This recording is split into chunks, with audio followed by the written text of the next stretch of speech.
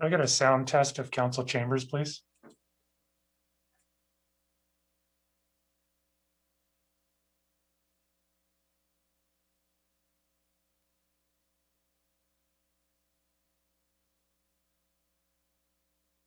Chambers test.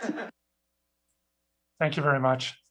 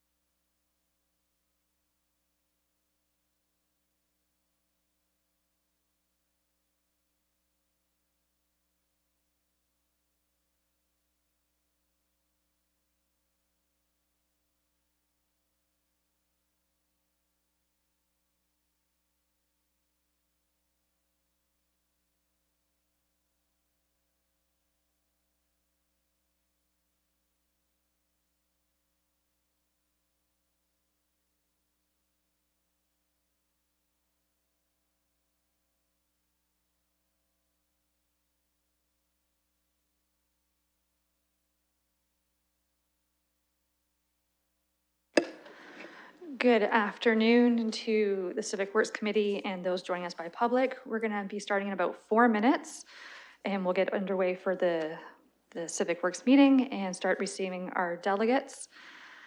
There'll be a different speaking order as we're grouping them by neighborhoods, so that will be coming soon as well. So please bear with us for 3 more minutes.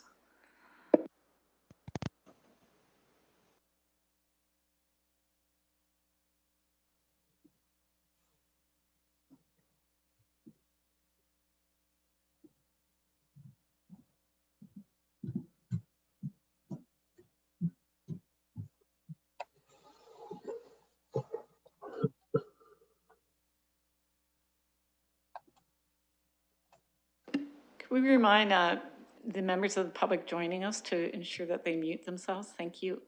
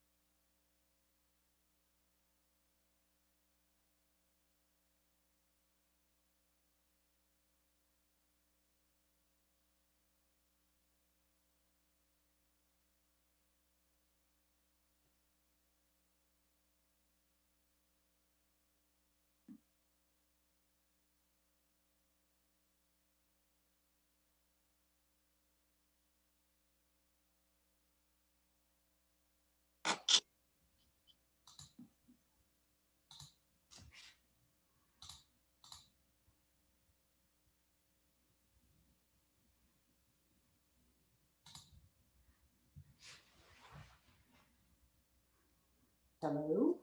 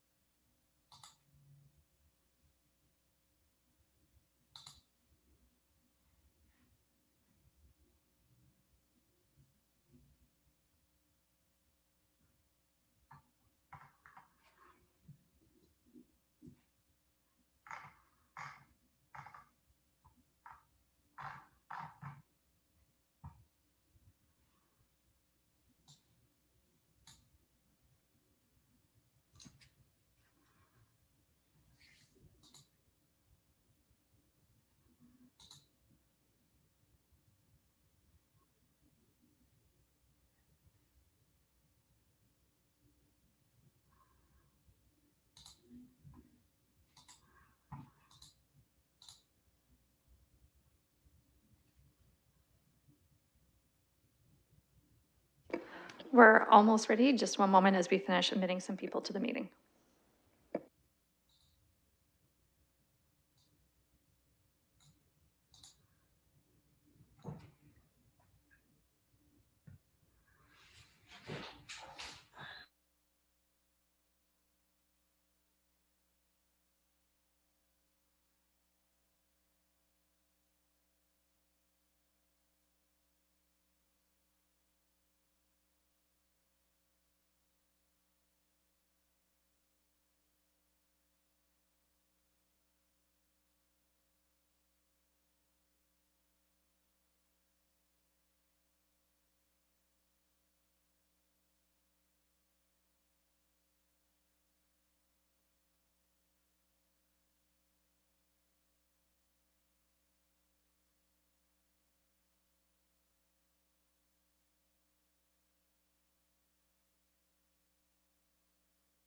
Okay.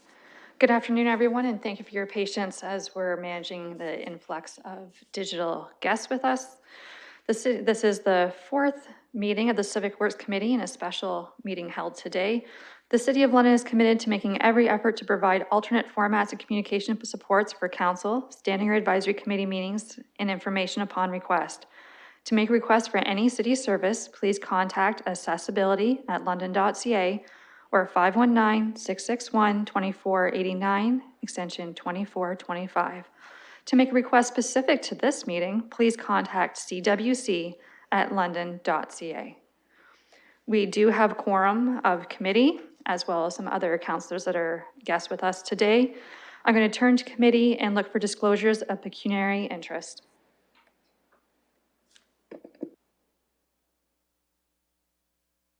Okay, seeing none, I have no consent items.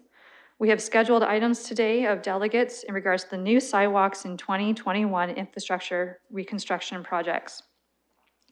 The format for today's meeting, if committee has any objections, please do let me know. Staff will give a brief overview of what this program is. We have 31 delegates, some joining us in person, some via Zoom. We will hear their presentations or comments. We're going to divide it up by the speakers list by neighborhood to help facilitate a conversation as we move through this and items for consideration.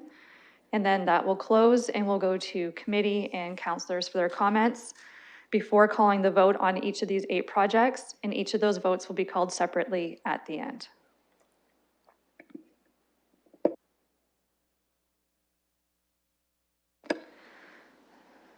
Seeing no objections or hands up from committee, I will go to, I guess also to note for committee, I am aware that this might go longer and some might need a bio break. I'll monitor that as we go. In regards to the added piece for a financial approval, we'll deal with that after our delegates, and we can take a break while staff come in for that presentation. Okay, I would like to call on Mr. McCray to give an overview of this new sidewalk infrastructure reconstruction projects, of how that program is supposed to work before we start receiving our delegates. Thank you, Madam Chair. The February 9th Civic Works Committee report and subsequent community consultation provides the backdrop to today's item. The report lays out the London Plan policy requirements and corresponding complete streets guidance for the design of infrastructure during renewal. The Civic Works Committee report was brought forward in the interest of council awareness, recognizing that the implementation of sidewalks when reconstructing neighborhood streets is often of great neighborhood interest. 2 years ago was a relatively straightforward year with only one project in this program triggering discussion at committee. However, last year saw the unplanned committee debate of 3 projects. Consultation occurs on capital projects. This year that was undertaken via virtual methods due to pandemic restrictions. Web pages with videos explaining the preliminary project plans were shared. Much two-way discussion and information sharing has occurred since then. A lot of discussion has occurred around the methods of achieving a sidewalk implementation. The design teams consider the context of the street and apply judgment to design the best accessible pedestrian path. while taking into account impacts to properties, trees, maintenance, and accessibility.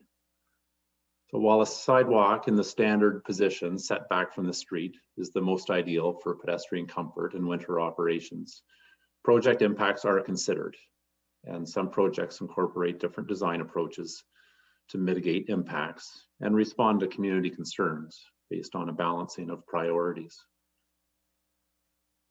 The project design process also involves the learnings from projects built in previous years and input from city arborists in the forestry department. Good intentioned design modifications made in the past to save trees have sometimes proven futile, with trees destabilized or health compromised by impacts to the critical root zone. So this is a function of the street design, tree species and condition, and is unique to each project. Be assured that the project teams don't take tree impacts lightly and only identify removals after looking at design alternatives. The consultation process for these projects has been comprehensive, and we appreciate the perspectives of the engaged residents in these neighborhoods. With community input and the review of different design alternatives, we have investigated many design iterations and furthered our understanding of the streets and shared this info via the project web pages. So with that, that concludes my summary, Madam Chair. Thank you. Thank you for that. Those comments of how the program works are also available online for any resident who would like to review them. They were from our February meeting and have just been resubmitted with this project as well for an overview.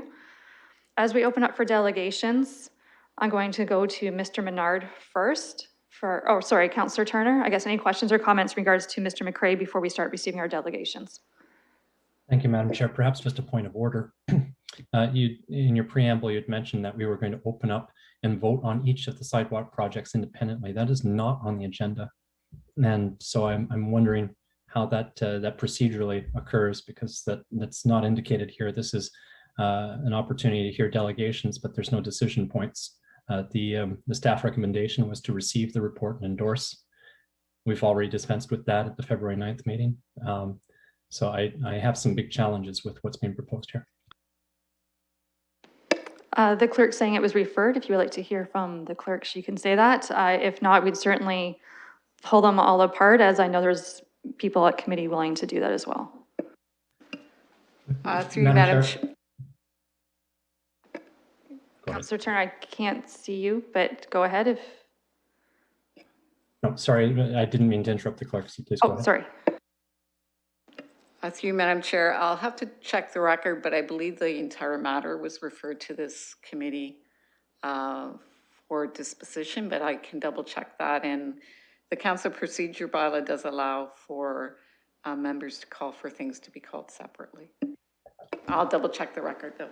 Yeah. Okay, so. To you, Madam Chair, though, the report itself didn't look for, this isn't an approval or a denial of any of the projects. It identified the projects that have already been approved through the capital budget.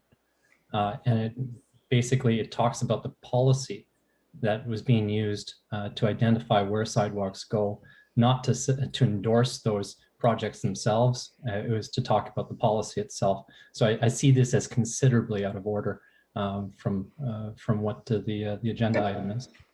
Okay, the clerk is still referencing her items to go back as she said she would. Councillor Van Merbergen, you have your hand raised.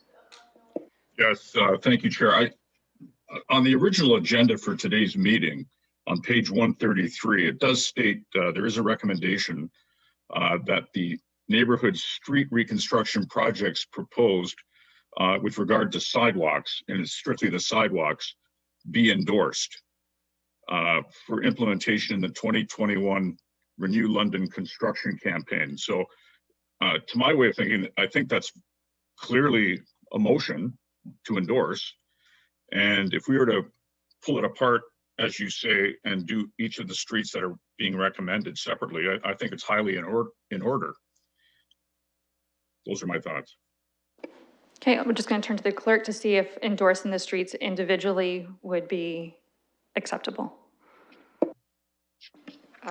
Through you, Madam Chair, we did check the record. What happened at the last council meeting was the report was received only, and the delegations were approved by council and referred to this meeting. The motion from contained in the staff report is that that the sidewalk projects for implementation in 2021 be endorsed.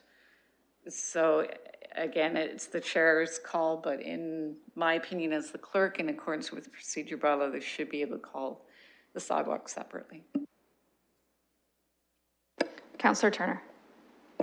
Madam Chair, rather explicitly in the report says the purpose of this report is to provide the framework in which decisions are made in order to build sidewalks and neighborhood street reconstruction projects to reduce accessibility barriers.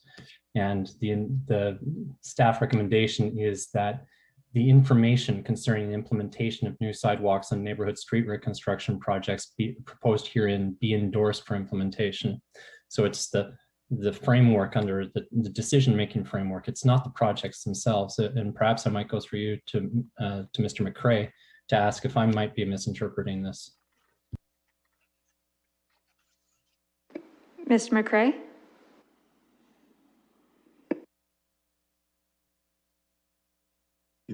Yes, the intent was with the report on February 9th was to raise awareness, to provide the background on the policy and the decision-making process as probably as an information item to council. So, Madam Chair, with that, I'd say that the order of dissecting the projects is out of order, and I would I've raised my objection to that, but I have some serious concerns about the process that's being proposed. Okay, thank you for raising those concerns. Recognizing we are, as approved by council, to receive the delegates who are waiting with us today, we will proceed with that. I was going to go to Mr. Menard first, who's joining us by Zoom. And then as we group sidewalks together, Imperial Road would be second. So next up would be Herman, Deborah, and Brian, just so they can get ready. Each delegation person who's been approved to speak has 5 minutes. You will be timed. So if Mr. Menard is with us, staff will allow you to proceed. Thank you, Madam Chair. At this moment, we are at the cusp of determining whether an unintentional systemic barrier becomes an intentional one. The city has done much to support the dismantling of discriminatory practices. We are quick to support anti-BIPOC racism efforts. We are quick to condemn issues against LGBTQ2+. But when it comes to systemic barriers that preclude people with disabilities from fully being a part of the community, they're met with a shrug. I don't think it's unrelated that we have BIPOC and LGBTQ2+ representation on council, whereas we don't have representation from people with disabilities. It shows. And the issue is that as a community, we use the term accessibility as a way to soft sell the issues. Accessibility is a concept that makes it much easier to ignore those issues, deprioritize them, or even commoditize them because they're not framed as discussions on basic human rights. We're no longer talking about accessibility. We are saying what this truly is, ableism. Now, I'm not saying that everyone who doesn't want a sidewalk on their street is ableist. However, it is reflective of our societal beliefs that have enabled the establishment and maintenance of barriers that prevent people with disabilities from fully participating in our society. Here are a couple of examples. As a committee, we once received a request from a local company doing renovations asking for an exemption to the minimum number of accessible parking spots because, quote unquote, we don't have any disabled employees working here. And that request, had it been granted, would have sent a very strong message to the people with disabilities that they're not welcome to apply in the future, creating a self-fulfilling prophecy. A couple of years back, one of Old South's residents was quoted as saying, "Do we want to be the first generation that paves the green?" when the idea for an accessible path through that park was brought up, which I would have rather have been phrased, "Don't we want to be the first generation that allows all people, regardless of their ability, to have equitable access to the community and all the events that go on?" Our actions, though maybe not intended to do so, have a dramatic impact on perception. If you swapped out either of those above statements with people of color or LGBTQ2+, those notions wouldn't even be considered, much less stated comfortably without fear of reprisal. Why? Because accessibility is nothing but a concept, an inconvenience. And that's why we must frame this as ableism. I appreciate the desire to maintain canopies and the costs of retrofitting communities, but ultimately there are more dramatic costs. Under AOTA laws, this entire province needs to be accessible by 2025. But I don't want to make this about money. If we were talking about other marginalized communities, money would not be a consideration. So why do we feel comfortable reducing accessibility to a transactional cost? Why are we willing to put people with disabilities on a ledger and balance them against those costs? Because accessibility is a concept that can be seen as an expense. If we frame it as ableism, does that change the balance? Sure, there may not be anyone with a disability on the street currently, but accessibility isn't just about wheelchairs and canes. Accessibly built environments support all members of the community. Older adults with mobility challenges, young families pushing strollers, neither of whom should be on the street. Yeah, hi Kathy, it's. And hopefully this never I don't happens. know what time But what if it is. someone has a catastrophic accident It's a and little is now after 12 noon. paraplegic I or just has a need, stroke? Are we confining them to their homes because we're not willing to make a pathway that can be used by all? Absent accessible pathways, a neighborhood no longer becomes famous for its canopy. It now sends a message that people with disabilities aren't welcome. This should not be up for debate. Creating and maintaining a fully inclusive community should be the foundation upon which all decisions are made. I appreciate the cost considerations, but they are the costs of essentially undoing the historic societal barriers that we have put up, largely unintentionally, that prevent certain members from our community from fully participating in the community. But what is the cost of not being inclusive? What is the cost of determining which members of our community get to fully participate and which must be excluded because we're not providing them the equitable access they need? My belief, and I say this as an able-bodied person, is that we shouldn't be perpetuating artificial barriers that say you have to meet this community threshold to join, especially when there are solutions that will meet both sides' needs. In our mind, this is about systemic ableism, and we have a choice to make right now. We are dealing with an unintentional 20 seconds. accessibility barriers. If we choose to perpetuate that barrier, it is no longer a representation of systemic ableism, of unintentional systemic ableism. Today, we have an opportunity to put to the test whether the city's expressed commitment towards— Thank you, Mr. Menard. Your 5 minutes has been reached. Okay. Okay. As we move on to Imperial Road, we have Herman, Deborah, and Brian. You each have 5 minutes, and you will be given a 45-second warning for each speaker as we move through. If noted in the package, if there's any letters attached, they are publicly available on the website, and they are included in the counselor's package before you. That applies to letters and any PowerPoint presentations that people might reference. Those are publicly available and in your package.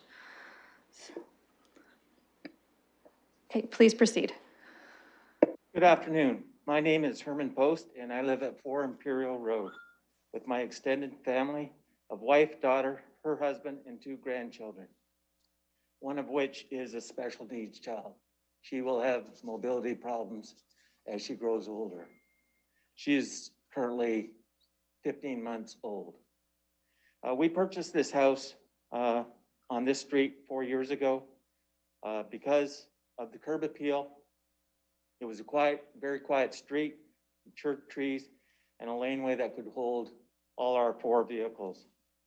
And we, with the 4 vehicles in the laneway, we used the entire length of the laneway.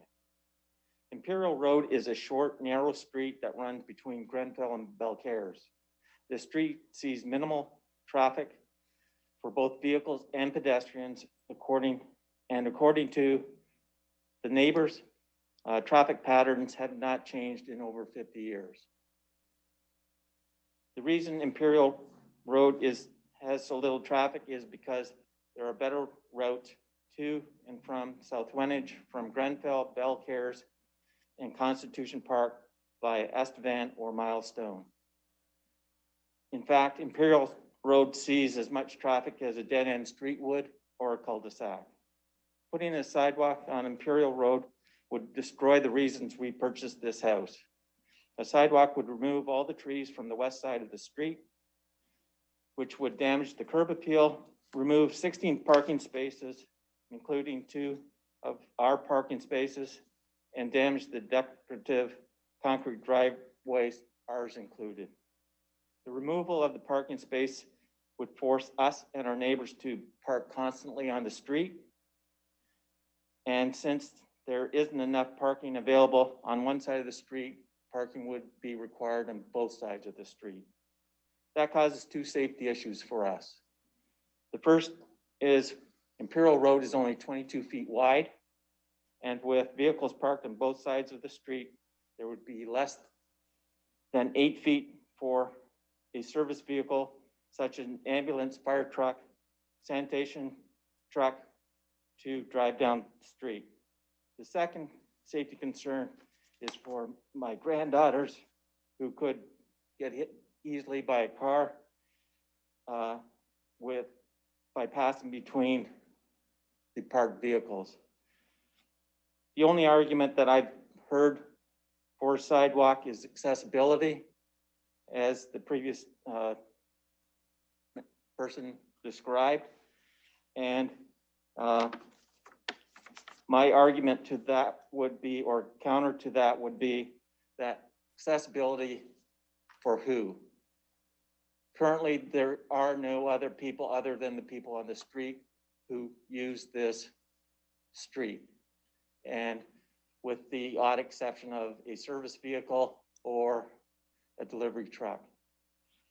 And even people walking their dogs tend to walk around our street. So accessibility isn't really for the people in the neighborhood, because they don't come down our street anyways. We also, there's a large number of elderly people that live on our street, and they're the ones that don't want this sidewalk as well. So those are the reasons why none of us on the street want the sidewalk, and why we signed a petition not to have the sidewalk installed. Thank you. Thank you very much. Looking for Deborah, who also has a letter contained within our package. Hello. First and foremost, we would like to thank you for the opportunity to speak here today. The residents of Imperial Road have repeatedly called and sent emails and text messages to express their dismay. The residents of Imperial Road are unanimous in their opposition of a sidewalk down our short side street.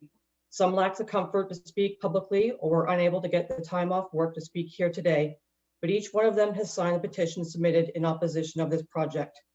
We stand here today not only on behalf of ourselves, but to represent our neighbors and to stand beside our daughter, who has so bravely decided to share her story with you.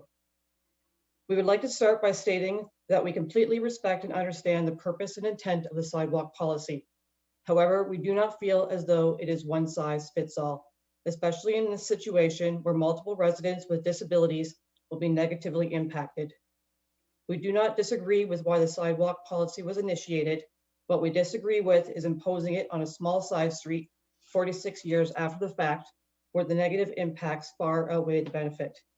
The proposed sidewalk will run the length of only 9 houses, yet the negative impacts are tremendous.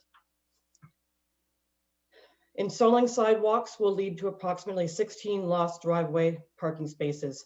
During the warmer months, residents will be forced to park on the road, leading to parking congestion on such a small side street, and during the winter months, left with no options at all. In addition to that, according to the draft construction plans we received from the City of London, February 12th, 2021, 16 mature trees will be cut down to accommodate the boulevard and sidewalk on the west side, not 6 trees from the east side, as noted on the City of London report to Planning and Environment Committee dated February 9th, 2021. This report also notes conflicts with mature trees, right-of-way widths, and property impacts as to why it was not recommended. In the almost 50 years since Imperial Road came to fruition, home designs have significantly changed. New homes are often built with garages out front. The homes of Imperial Road all have living spaces and bedroom windows at the front of the home. This design, combined with the lot sizes and loss of tree coverage, will lead to privacy and safety issues for several of the homes, as the sidewalk will only be a few feet from where we live, and more importantly, sleep. Having a sidewalk installed just a few feet away from low-level bedroom windows is causing anxiety, stress, and significant safety concerns. Our biggest and most important reason for being here today, though, is actually standing right here beside us, and that's our 11-year-old daughter. Through this process, she has been able to find her voice. Little by little, she has grown more comfortable sharing with you the impact this project will have on her life.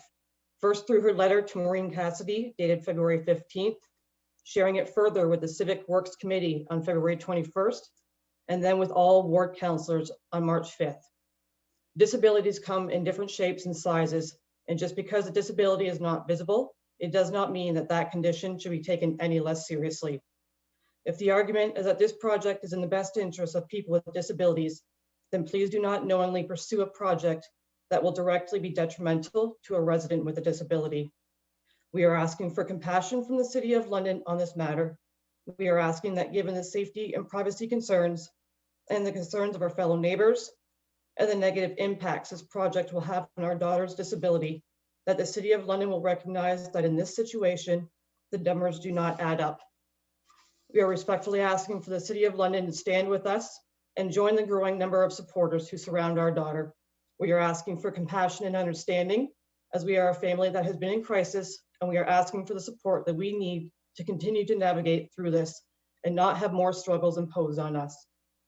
We are please asking for the City of London to hear our daughter, and more importantly, support our daughter and family, and not knowingly pursue a project that is detrimental to her day-to-day health and wellness.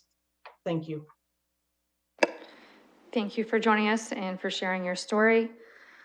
Next, we're going to be going to Brian. After that, we're going to go to Bartlett Crescent with Darlene, Jim, Patty, and Rob. Brian, please proceed. You have up to 5 minutes. If you're referring to Brian Gibbs, that is me, and that was my wife, and we were speaking together, not independently. Thank you. Perfect. Thank you so much for both being here and sharing your story in writing in advance with us. As we move on to Bartlett Crescent, we will go to Darlene, Jim, Patty, and Rob. To note for the public and committee and councilors, there is a PowerPoint on page 67 of your package that will be referred to at some point during this presentation. Darlene? Good afternoon. I registered to speak as an alternate to Patty Traylon, who is present, so I will not be speaking further today. Thank you. Perfect. Thank you so much for being here, Darlene. So we're going to go to Jim and then Patty and Rob.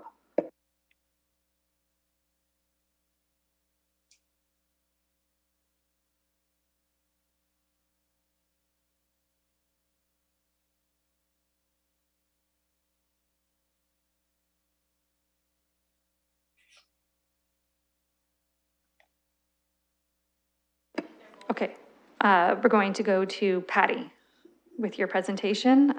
It's on page 67 of the package, and you can just mention it and we will follow along on our own.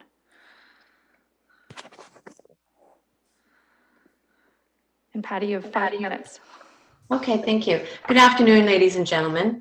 My name is Patty Crowley-Traylon, and I'm speaking today on behalf of the residents of Bartlett Crescent, who are strongly opposed to the installation of a sidewalk on the east side of the road. Bartlett Crescent is a charming little crescent where a sidewalk is unnecessary and unwanted. Construction of a sidewalk was never contemplated in the original design of our street in 1973. Houses were constructed without expectations of a sidewalk, and they were placed on properties accordingly. We understand that the installation of sidewalks is a policy embedded in the London plan to improve safety for pedestrians and provide accessibility for Londoners with disabilities. However, we do not feel that a short strip of unconnected sidewalk in front of 13 homes will be effective. Homeowners on Bartlett Crescent are deeply concerned about the negative impacts that a sidewalk will have, and I will relay our major arguments. First of all, vehicular traffic on Bartlett Crescent is very light. We have lived on our street for 25 years, and our children grew up playing on the street, and we're rarely interrupted by cars. We don't need a sidewalk because of traffic issues. Another major concern that we have is the negative impact that the construction of a sidewalk will have on trees and landscaping. It appears that there are 14 trees on 13 properties slated for removal. This is an unnecessary loss of trees that are integral to the charm and beauty of our landscape. This directly contravenes the city's policy of protecting existing tree cover. We will be left with 3 trees on 13 properties. Replacement trees will take years to contribute the environmental and aesthetic benefits of the trees that are intended to be removed. Our trees provide home and shelter for various forms of wildlife, which we all enjoy. Many of us were influenced into buying our homes by the mature trees and the overall ambiance and protection that they create. Personally, should a sidewalk be built, we will lose a beautiful weeping cedar that's over 30 years old. Another major concern that we have is parking. The residents of Bartlett Crescent bought their homes with the expectation of a certain number of parking spaces in their driveways. The removal of 4 meters of driveway parking space will create parking issues for many and will result in an increase in the number of cars parked on the street. This is a major safety issue for our children who play on the street as well as for cyclists. During the winter months, when sidewalks can be treacherous, many pedestrians walk on the streets. Parked cars on the street will create a risk to pedestrians who will need to maneuver around them. It would be far less riskier for all citizens, including the disabled, if cars could be parked in driveways. The report to the Civic Works Committee states that sidewalks are installed to reduce accessibility barriers for those with mobility considerations.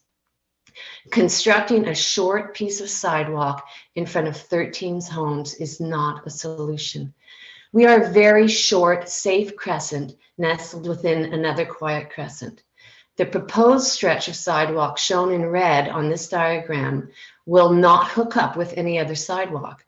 There's already an existing sidewalk connection between Viscount Road and Bartlett Road via the sidewalk on Kinnear, which is indicated in the blue line. Another area of concern that we have is property damage because of the construction of a sidewalk. Tree planting, landscaping, hard grade landscaping have all been carried out on the assumption that the original road layout would not be changed. We certainly never anticipated having our properties severed and shortened by sidewalks and boulevards. The two houses situated on the curves will lose a significant portion of their lawns along the fronts and sides of their properties. 30 seconds. Thank you. I just would like to mention that there's also a precedent set by other streets that have not had the sidewalks installed as proposed. So thank you for hearing. 32 of 33 homeowners are completely against this sidewalk installation. Thank you. Thank you, Patty. I will go to Rob next, and following this, we will go to St. Anthony Road. In regards to their speaking order that they request in advance will be acknowledged. So Rob, please proceed. You have up to 5 minutes. Hi, thanks for allowing me to speak today. Most of what I had to say, Patty covered, but I'd like to echo the one point that I know that the city is focused on making London's neighborhoods more accessible. However, the plan to put sidewalks on Bartlett Crescent will not increase accessibility and will only serve to duplicate the existing pathway from Viscount Road to Barclay Road. There's already a continuous path from Viscount directly to Barclay along Kinnear Crescent, which would make a path along Bartlett redundant and unnecessary in accomplishing greater accessibility. I believe these funds could be better spent on other major infrastructure projects that are likely to end up over budget that we're dealing with already. Thank you very much. Thank you for those comments, Robin, for joining us. That concludes Bartlett Crescent. For any of our speakers today, do feel free to just reference someone else's point and that you agree and move on with any new points. As we move on to St. Anthony Road, our speaker order as requested by the delegates is John, Anne Marie, Frank, Susan, Paul, Jody, Dave, and Aaron. There is going to be a presentation reference that's on page 91 of our package in print, and it's available online for people to look at as well as we move through this. So each speaker was allotted up to 5 minutes each, and I will turn to you to please commence. Thank you. Madam Chair, committee members, and fellow delegates, good afternoon. My name is John New, and I live on St. Anthony Road, and I am here to voice my opposition to the 2021 infrastructure reconstruction project as proposed, specifically the installation of sidewalks. Today, you will hear from 6 delegates from the Hazelden neighborhood speaking on behalf of those residents who also oppose sidewalks, and I support their arguments. I'm here in part to sympathize with you on your monumental task of balancing all of the myriad and often contradictory policies and legislation that you must consider. Add the fact that sometimes the application of the policies themselves frustrate the actual goals they are meant to address, and I do not envy your task. We are not here to argue that any city policy is flawed. Rather, we submit that the broad, universal application of those policies cannot be made without regard to the individual situation to which that policy may apply. It may seem contradictory, but the application of policy necessarily means that there must always be consideration of exceptions. It may also seem contradictory that we are asking you to apply some policies related to environmental and planning issues while simultaneously making exceptions to other policies such as those regarding safety, mobility, and access. But it is not because in every case, we are arguing that declining to globally apply certain policies will actually better achieve the goals those policies are meant to serve. In other words, the application of policy should never get in the way of achieving policy goals. In the case of St. Anthony, we are not even asking you to balance one interest against another, because in this situation, all of the interests align against the installation of sidewalks. Environmental goals necessitate the preservation of boulevard trees. Safety, accessibility, and sound urban planning objectives can all be achieved or maintained without the addition of sidewalks. Further, I would respectfully ask that you hear the opinions of those who will be affected most by the proposal, the residents of the neighborhood. Hazelden consists of 4 streets, 169 homes, and approximately 400 residents. The neighborhood petition against the installation of sidewalks contains over 160 signatures representing 108, almost 2/3 of those homes and 40% of the residents. 7 of those signatures are from people who don't even live in the neighborhood, but who visit there regularly to walk along its streets. 42 Hazelden residents took the time to send correspondence to the city. And by any standard of municipal participation, that response is enormous. Of those, not one voiced their support for the installation of sidewalks on St. Anthony. When giving a reason, every single letter cited at least one of the arguments we are presenting here today. 3 of those letters, authors, identified themselves as having severe enough mobility issues as to require the use of mobility aids. 7 more residents who use mobility devices who did not have the ability to send a letter to the city talked to Susan Skelton, one of our delegates from whom you will hear. All 10 have voiced their opinions and are unanimously opposed to the installation of sidewalks on St. Anthony. 45 seconds. Now there are those who will speak to the necessity of sidewalks from a broadly philosophical standpoint, arguing that all streets must have sidewalks in all situations, but we submit that this is not the case. As I have said, and what my fellow delegates will argue, it's not the sidewalks that are important, but the goals that we are trying to achieve. In conclusion, we urge the committee members to refrain from a blanket application of any policy without first considering the unique situation of the Hazelden neighborhood and St. Anthony Road. Thank you. Thank you, John. Anne-Marie. Before I begin, I'd like everybody to look at the page 91, which has the map. That'll save me some time. We're on a clock. All right. Good afternoon, Madam Chair, committee members, fellow delegates. My name is Anne-Marie Grantham. I live on Hampton Crescent in the old Hazelton community, St. Anthony. It's a small, nature-based pocket of residential homes tucked away from traffic. This park-like area abuts the mighty Thames River, and a large part of the residential area is identified as environmentally sensitive. Many folks haven't heard of Old Hazelton because there aren't any schools or roads that drive through. Nope, just 4 streets, flanked by huge trees with large, expansive canopies. I am before you today representing the residents, and we are requesting an exemption from the sidewalks. I'm a realtor. I work every day over the last 16 years weaving in and out of neighborhoods and communities in London. I know every street, every neighborhood, every park. I know the schools, I know the bus stops, I know neighborhoods. Each of you live on a particular street in a particular neighborhood with a socially engineered community with its nuances and familiarity, creating that neighborhood feel. Some of you have sidewalks and some of you don't. It's not that sidewalks per se is creating the opposition from residents. That's not it at all. The opposition arises simply from the one-size-fits-all overarching policy imposed without consideration of the landscape of unique residential pockets. As a realtor, I know many homeowners have chosen neighborhoods because there were sidewalks.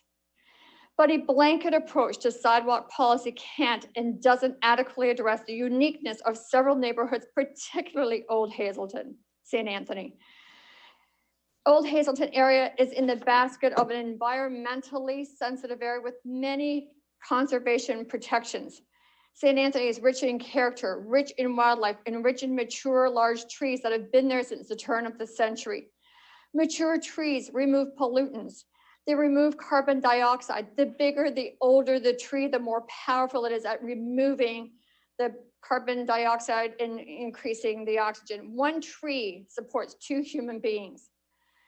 Large trees purify the air we breathe, that helps the folks with asthma and respiratory illnesses, helps the old, helps the young.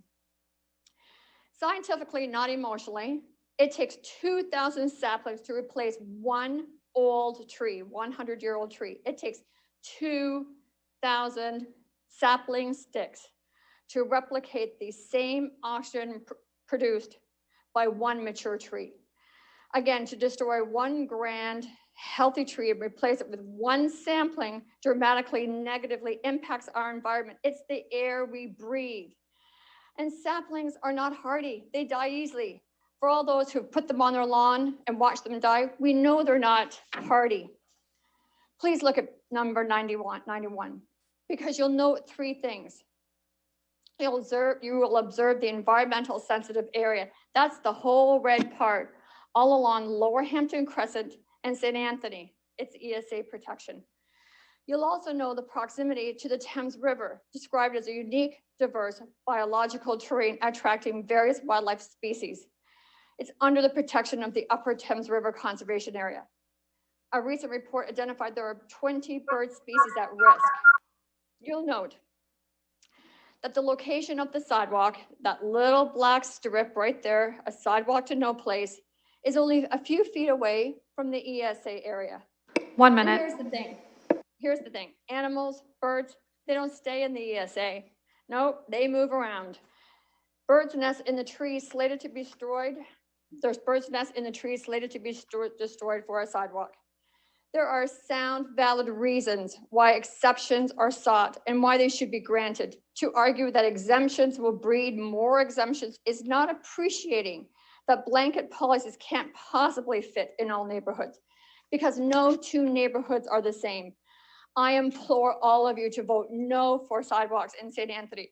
Vote no against destroying our natural air purifiers. And by doing so, you're voting yes to a healthier environment. And you're voting yes to protecting London's environmentally sensitive areas, birds and all species at risk.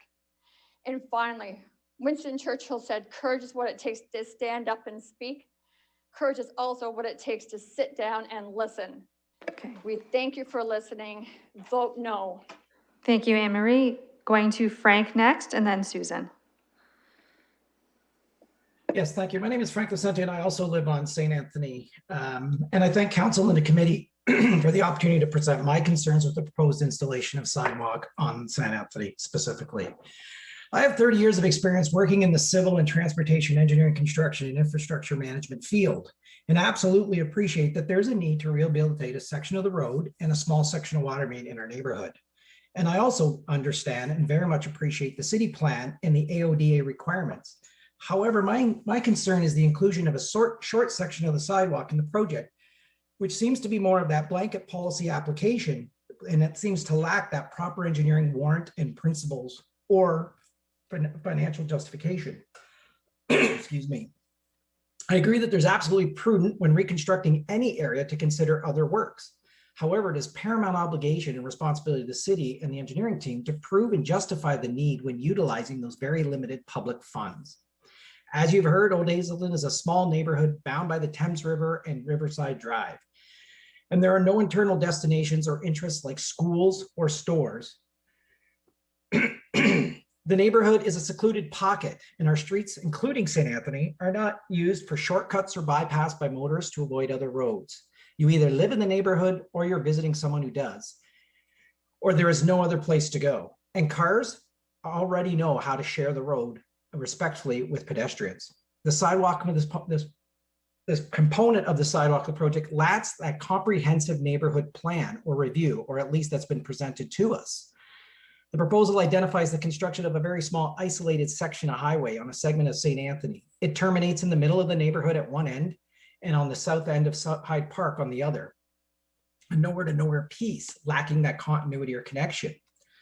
My concern is that Hyde Park is that main entrance into the neighborhood and the mainstay, and the only controlled pedestrian access for this neighborhood is at that intersection of Riverside and Hyde Park.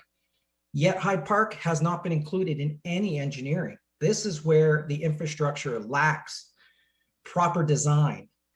The roadway and its deficiencies. The part of Hyde Park is a very steep slope, lacks any proper drainage system, has no curb and gutter, has a deteriorated pavement, yet no work or planning of this section has greater concerns, as pedestrians are forced to walk on the road here, pushing them further onto the road during the winter and during rain events when that area is covered by the snow or the rain, and which is much riskier than any walk on St. Anthony itself. My concern is that lack of a holistic plan.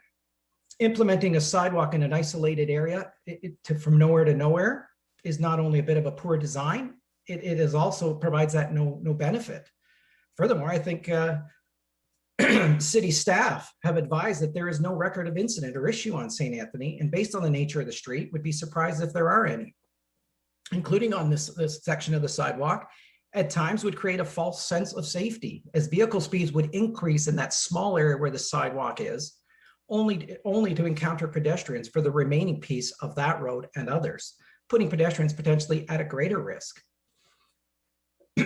The funds slated for that short section of sidewalk is unwarranted, in my opinion.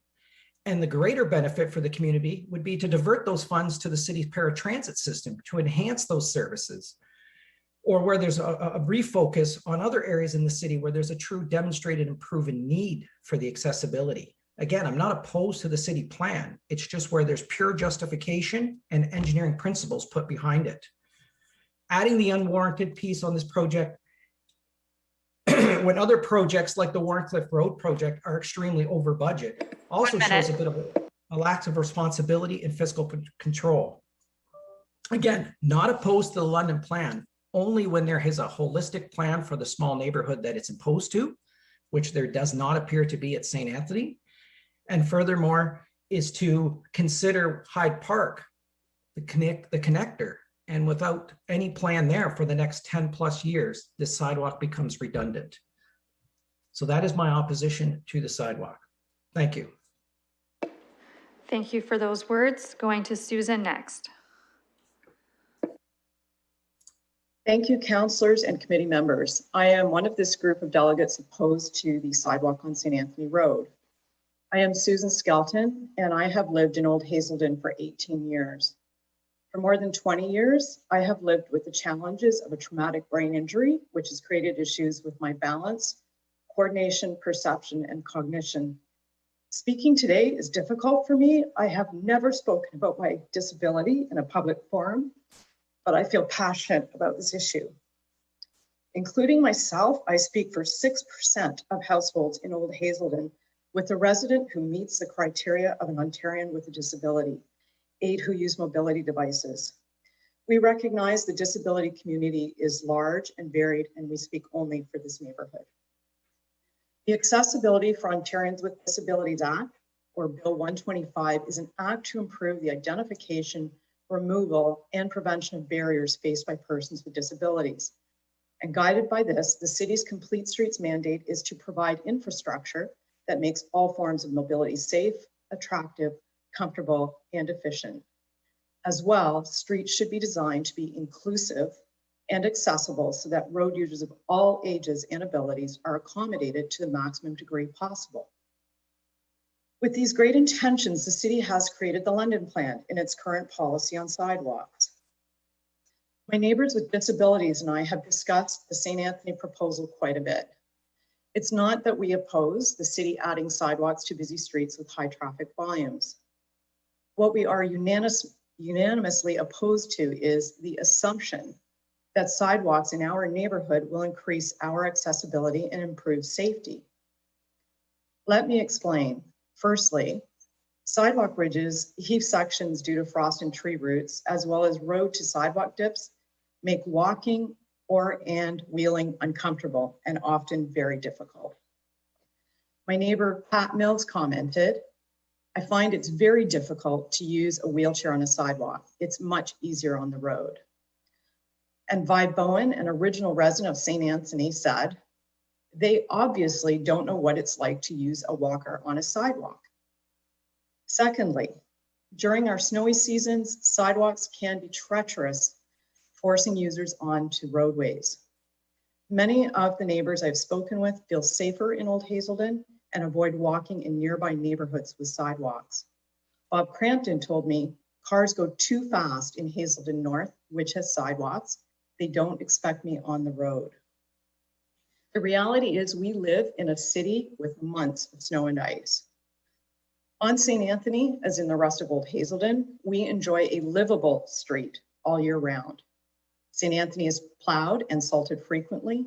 Its pavement is smoother and melts faster, making it more accessible and comfortable than sidewalks. Motorists expect pedestrians on the road in the subdivision and drive slowly and considerately. My neighbor Joan Hubert says, "I feel perfectly safe walking on our street." And Susan Mypaul, disability and health navigator advocate at King's College and resident of St. Anthony, has stated, "I feel completely safe on the road, even in winter.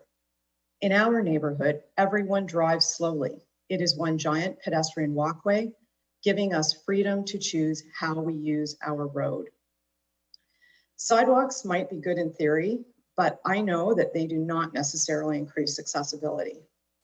I used to live in Old South, a neighborhood with sidewalks, and I experienced being shut in because of unsafe, inaccessible winter sidewalks. Although a one-size-fits-all policy may be expedient for politicians and city planners, it does not mean an increase of accessibility or safety on St. Anthony. 45 seconds. My neighbors and I live in a small community that prioritizes the free flow of pedestrians, something exceptional within the city. We already have a highly walkable, universally accessible neighborhood that fosters a sense of community. It meets the goals of the London Plan. It is safe, comfortable, attractive, efficient, and an accessible place for us all. For those of us with disabilities, it gives us independence and freedom. We are neighbors, we are friends. You have heard our voices. Please do not take our freedom away. Thank you. Thank you, Susan, for being with us and sharing your personal story with us today. We're going to go to committee room to welcome Paul, and then we'll go to Jody. Paul, you have 5 minutes. I am timing you. Thank you. I'll try not to use all of my 5 minutes for a change. So esteemed members of committee, more than most, I understand the challenges that you face in this kind of decision. I have always supported the principles of the London Plan, and in fact was one of the early architects of Smart Moves 2030 when we started our first integrated transportation plan in 2008 when I was a member of the then Environment and Transportation Committee. I support the complete streets policy and have actively worked to implement sidewalks appropriately in mature neighborhoods. However, I also recognize the need to apply a policy with discernment and with wisdom. And it's for that discernment and wisdom that we are here today. In fact, the staff report of February 9th highlights council's discretion to vary policy to either one side or to curb face or to no sidewalk at all. And council has a history of doing that. In fact, in Trowbridge, there was a similar neighborhood and the sidewalk was not put in on that street. I'm going to summarize some of the points that have been raised very clearly and simply. The installation of sidewalks as part of the road water service project this year should not move forward for the following 5-6 reasons. First of all, as you have heard, St. Anthony is part of Hazelton South neighborhood. It's a quiet street that leads to no schools, no area parks, no churches, no plazas, or other public amenities. Therefore, there's very little cut-through traffic, if any at all. Secondly, the installation is the application of a policy without a plan.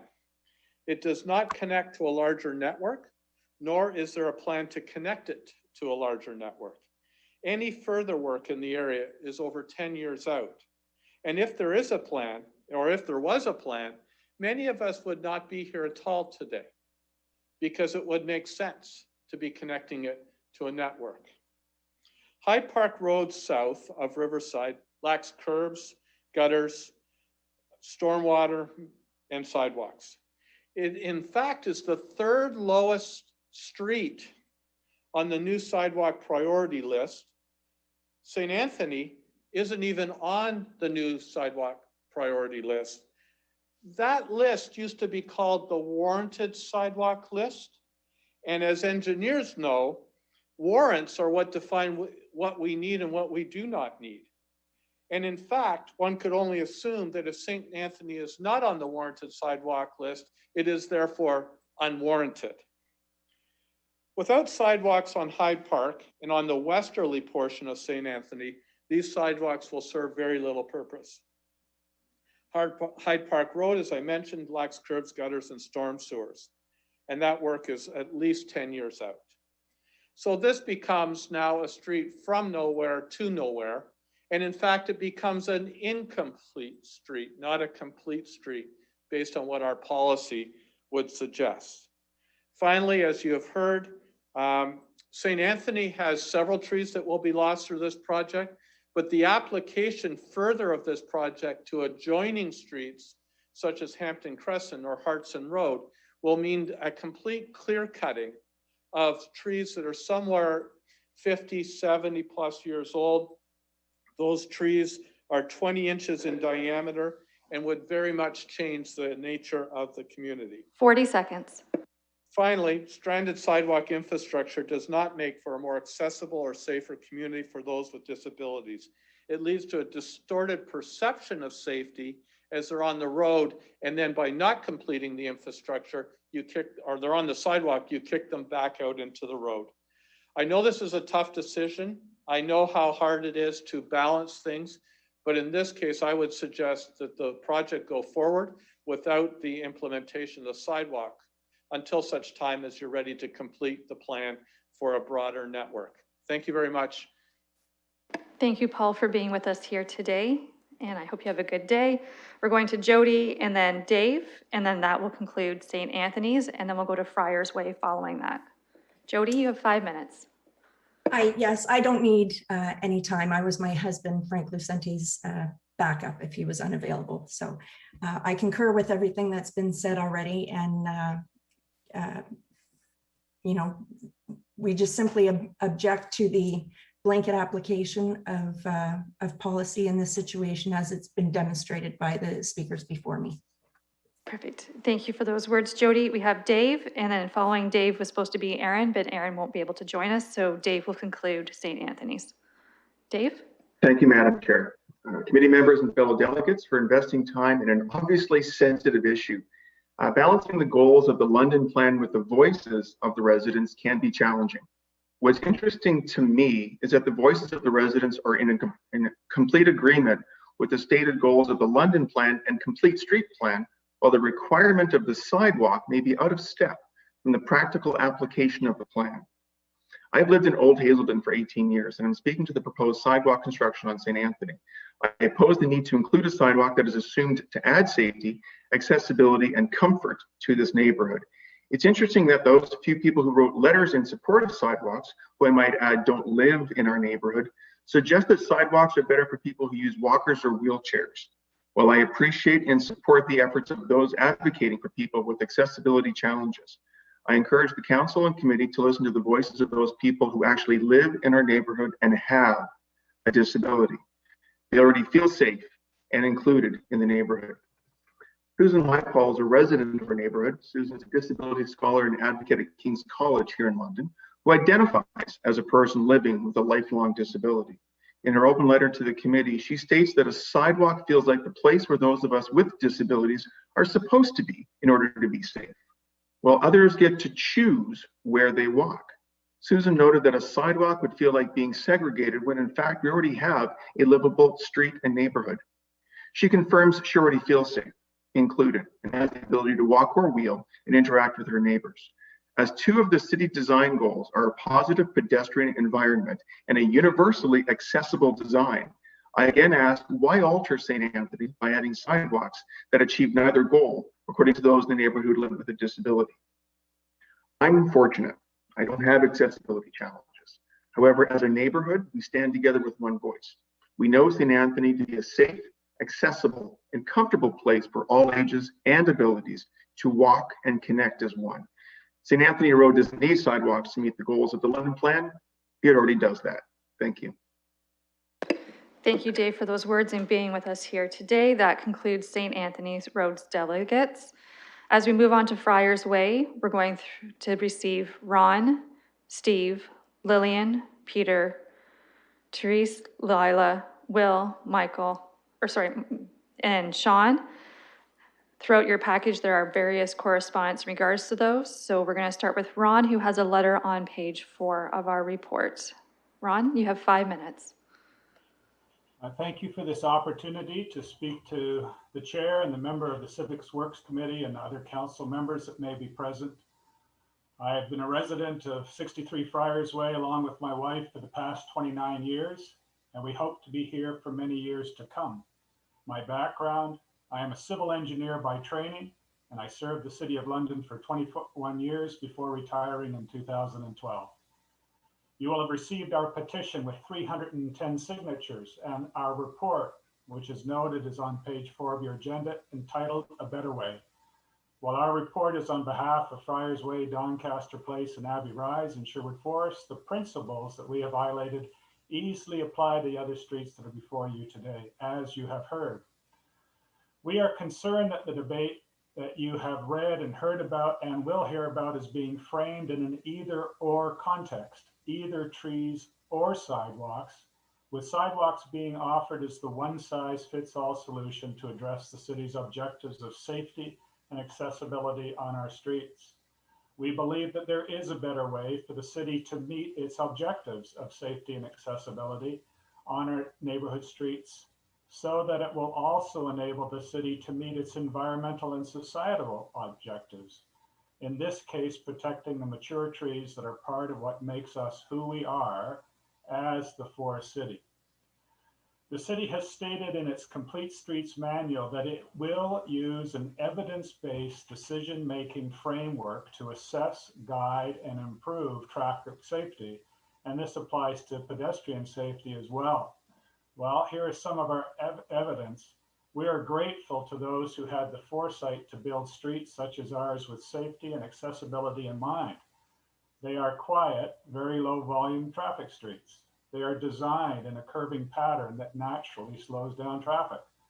They are wider than the current design standard of 7.5 meters of pavement, allowing greater space for on-street shared area for pedestrians. We have over 5 decades of experience that demonstrates that our neighborhood is safe and accessible. We are not aware of any accidents of any sort between vehicles and pedestrians. We meet or exceed the London's Vision Zero principles. We are pedestrian and cyclist friendly, promote walking, being physically active. Our streets are attractive, they're comfortable, and they support many different forms of mobility for people of all ages, even in winter. Many people have written to committee and council to confirm this, and you've heard this now for well over an hour. Even with this evidence, we welcome opportunities to enhance safety and accessibility if there is a need that support the city's other objectives, such as protecting and enhancing the city's green infrastructure. We have highlighted the movement toward living streets, which has led to the development of many safe and accessibility techniques. This movement started in the Netherlands in the 1960s, the same time our street was being built, and has spread to many cities since then. We even have a professor at Fanshawe College who has advised us that he teaches these concepts to his urban design students, and he has offered to help city staff. There are lessons to be learned that will benefit all of London. So in conclusion, we're asking the committee and council to exempt Friar's Way, Abbey Rise, Doncaster Place, and the connecting streets from the installation of sidewalks as part of the reconstruction of our streets, in recognition that our neighborhood is already safe and accessible. It's meeting the very objectives the city has stated. 45 seconds. That the opportunities for the city to enhance safety and accessibility in our neighborhood, there are opportunities if it so chooses in consultation with the community, and this will enable you to meet your objectives to protect mature trees. I would be pleased if it would be helpful to represent our community before council on March 23rd. In conclusion, there is a better way, and we are willing to work with the city to find that way to the benefit of our community and to the benefit of all Londoners. Thank you. Thank you, Ron, for those words. And just for the public's awareness, there are no delegates that are received at council. Next, we'll be going to Steve. There is a PowerPoint presentation in regards to this delegate on page 21 of your package. And then following Steve will be Lillian. Hello, my name's Steve Nazarian, and I moved to Sherwood Forest in 2010. I'm representing a group of individuals as part of this delegation to make the case for an integrated environmental and accessible design, which you've heard, I think, at length already today. If you look at my second slide, the one thing I first want to do is correct some numbers that were contained in the CWC report that identified the number of trees as being removed from Friar's Way and Doncaster Place as 30. When I looked at the preliminary drawings from Darristow and overlaid that with the city map from the City of London, we actually see that 51 trees are being removed. These are trees that are in the direct path of a sidewalk, and potentially others are likely to be removed as they are within 1 meter from the curb, as we've seen even on streets that didn't have sidewalks installed as part, like the Runnymede project also in our neighborhood. So I'm not going to go over too much of some of the stuff that I have in here because, frankly, you've heard it all before. We know that trees provide that removing trees have economic, sociological, and ecological impacts. I think you guys have heard this many times already. I'll just highlight a few high points here. That the economic impact is quite high on this particular project. We're looking at a 4,000 square meter canopy loss and nearly $1 million estimated urban forestry asset loss for the city. Obviously, you can't just replace that with planting sapling. It's a difficult thing.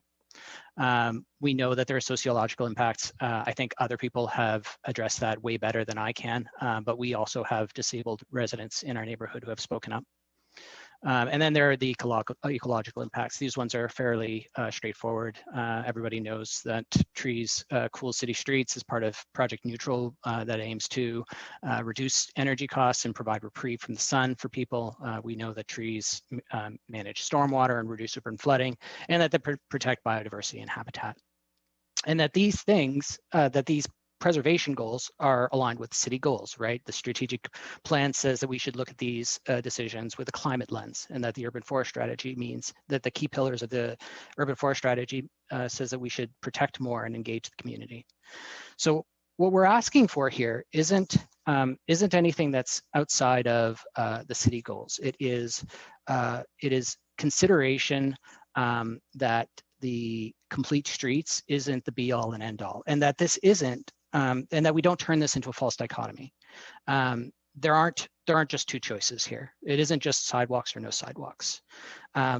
We have proposed, and I think we've done a fairly thorough job of presenting a lot of options that we can find a better way, and I think we've shown as Sherwood Forest that we are willing to be part of the solution. That we aren't just being obstructionist to council. We're looking for literally a better way.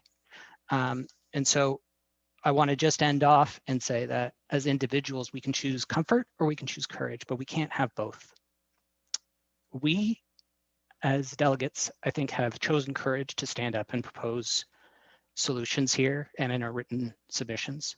We're asking for courage from the CWC and council to challenge the status quo and find a better way, and propose an integrated solution with our communities to address accessibility and environmental concerns. Thank you. Thank you, Steve, for those words. Our next delegate, Lillian, also has a PowerPoint presentation contained within your package on page 28. Please proceed, and you have up to 5 minutes. Thank you for taking the time to listen to my presentation. My name is Lillian Dang. In the slide in front of you, slide 2, is a map of Friar's Way. It is the street I live on. The red dots indicate trees marked for removal, and every single boulevard tree on the north side of Friar's Way is scheduled for removal, not just the 31 originally reported. I'm here to ask for the committee to consider a different plan, one that involves further consultation with the community, a plan that incorporates accessibility and protects the central importance of those trees to our neighborhood. I grew up in Toronto and I moved to London for university, but I chose to stay and make London my home. The city offers me a quality of life not possible in Toronto. And I'm the mother of a 5-year-old boy who is in kindergarten at Orchard Park, and we love this neighborhood. On slide 3, there's a bit of history.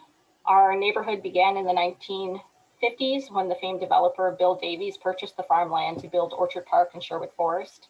The trees were central to the original design of the subdivision.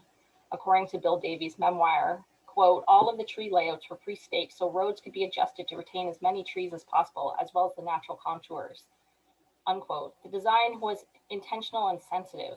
The marketing brochure from the time stated that the roads were planned to take full advantage of the rolling land and to ensure safe driving conditions throughout the community. Practically all the beautiful trees have been retained in Sherwood Forest. Davies also believed that trees were assets for everyone in Sherwood Forest. Again, from his memoir, as the subdivision developed, a lot of deciduous, evergreen, and flowering crab trees were planted, and each family was given a tree when they moved in to create the same colorful atmosphere that the farms had before development. Trees were brought in by the truckload, and trees were planted at every lot line by the Orchard Park Development Company. The neighborhood was also designed to increase sociability with its loops and cul-de-sac street layout. Sociability is a key characteristic in a successful neighborhood. And according to a paper by a CMHC senior researcher, quote, most traffic experts recommend discontinuous street patterns of the kind found in conventional loop and cul-de-sac suburbs. Such street patterns consistently show a lower rate of accidents and a higher level of perceived security. This enhances sociability, particularly with regards to children's safety and play. Slide 4 shows the span of the canopies on Friar's Way. They are so wide the shade from each side of the street almost meets. This degree of tree shade reduces ground surface temperatures, and in turn, this makes active transport and other forms of recreation much safer for people young and old. In the Healthy City Active London report, street trees are central to the design of roads and to facilitate active transport. Maintaining the character of the neighborhood was a central goal in the Sherwood Forest school redevelopment. The city engaged the neighborhood in a series of open meetings and listened to its constituents. Highly successful, this project is considered a model redevelopment for the city. In the Free Press, Michael Tomazinchik, a city planner, said the Sherwood Forest development shows this council's commitment to the community. They turned a negative into a positive. There has been a lot of collaboration between the city and the community. It is a high quality urban design. We are looking for this kind of collaboration again and the quality of design again. Strengthening our communities is a strategic area of focus in the London Strategic Plan. Residents of Sherwood Forest have a strong sense of belonging and community. There are over 300 signatures on our tree petition and 185 signatures from neighborhood children on the change.org petition. Young and old, people here want to save the mature trees. In our last slide, I'm asking for the committee to consider engaging with our community in a proactive design. There is a range of experience from our delegation. Some are newer to the neighborhood and some have lived here a long time. We want our lived experience to be heard by the committee and by council. As a delegate, I've heard two things from our neighbors, both able-bodied and with people with disabilities. The trees are central in their experience living here, and they face real issues walking and using motorized wheelchairs on the existing sidewalks in our neighborhood. Are there other design models like a living street that we can consider instead? Because one size does not fit all. We take care of each other by sharing the road when we bike, drive, walk, and run. There's mutual respect on the road. We know who the kids are in the streets playing under the trees. The trees and road safety were both part of the original design of the neighborhood. And going forward, I'd like us to find a better way. Thank you. Thank you for those comments, Lillian. We're going to go to Peter next, and then Teresa. We got 5 minutes for Peter. Please proceed when you're ready. Hi, I'm Peter Cobran. Many people complain about the polarization of politics. It is easy for people to criticize others for being extremely divided and to criticize those who automatically disagree with their opponents, almost regardless of what is being discussed. It is harder for people to realize when they themselves are engaged in the same zero-sum game. Both the accessibility as well as the environmental advocates have good arguments. However, because our politics has become so poisoned by this culture of needing to declare loyalty to one side or the other, we split into camps, gearing for battle with the other side. Being a psychologist and an environmentalist, I care about trees and about people. And I'm guessing that everyone here is like-minded, believing that those with mobility issues should have good access to the outdoors, and also believing that we should not cut down trees if it is not necessary. We don't have to take sides. There is a win-win solution. If we would just slow down, think out of the box instead of feeling forced into sides or boxes, and work together and not at odds from each other. Others have and will argue that my neighborhood, the Sherwood Forest neighborhood, as is already accessible to all. However, appreciating that perception is important even if something is working. We should still strive to make it better and to make even more people comfortable so that more people can feel that their concerns are being taken into account. If my neighborhood is perceived as being inaccessible to some because of a lack of sidewalks, one alternative is the living street idea. Remember, we are talking about suburban side streets, not thorough streets to anywhere else, and very quiet streets. The safe street idea could mean different things to different people. One idea is to at least make parking available on only one side of the street, make the street one way, and dedicate about a third to a half of the street width to pedestrian wheelchair traffic. To dedicate a third to a half of the street width to pedestrian wheelchair traffic. Just try to picture that. With proper signage and markings on the street, not only would trees be saved, but people with mobility issues would not have to navigate up and down driveway curves, would have a wider area in which to move, and would not have to deal with cracks and damaged sidewalks, which I'm assuming happens more often than on streets. And even if there is a crack in the street, given the width of the area dedicated to pedestrians and wheelchairs, there would be a greater chance of being able to navigate around the crack than on a sidewalk with cracks. This alternative might also encourage everyone to make more use of this shared public space and make neighborhoods even more desirable and inviting. Incorporating these types of modifications on streets is already happening in many parts of the world. However, prior to this year, I had never thought of modifying my neighborhood suburban type side streets so that they are at least perceived as even safer. I'm guessing that I'm not the only one who hasn't thought of this before. But now that this idea is out there, it would be irresponsible not to consider it fully, considering stuff which one has not considered fully before. In Adam Grant's best-selling book, Think Again, he argues how changing our minds helps us grow as people and more often than not, leads to better outcomes. At one point in his book, he describes presenting some of his research in a public lecture, with his findings disagreeing with the theory of one of the lecture's attendees, Daniel Kahneman, also a best-selling author and winner of a Nobel Prize. Adam Grant then describes his lunch with Daniel Kahneman, writing that Daniel seemed excited to be proven wrong, that his eyes twinkled as if he were having fun, and that Daniel said that he genuinely enjoyed discovering that he was wrong because it meant he is now less wrong than before. An accessibility advocate noted earlier, and I'm paraphrasing, that those who used to argue against sidewalks were unintentionally discriminating against those with mobility issues. But now that they have been educated about the impact of the lack of sidewalks, maintaining a no sidewalk policy would then be understood as intentionally putting up barriers against those with mobility issues. 40 seconds. I agree with this general sentiment. Though similar to this line of reasoning, one could also say that in the past, one cannot be faulted for the unintentional environmental consequences of cutting down trees to build sidewalks.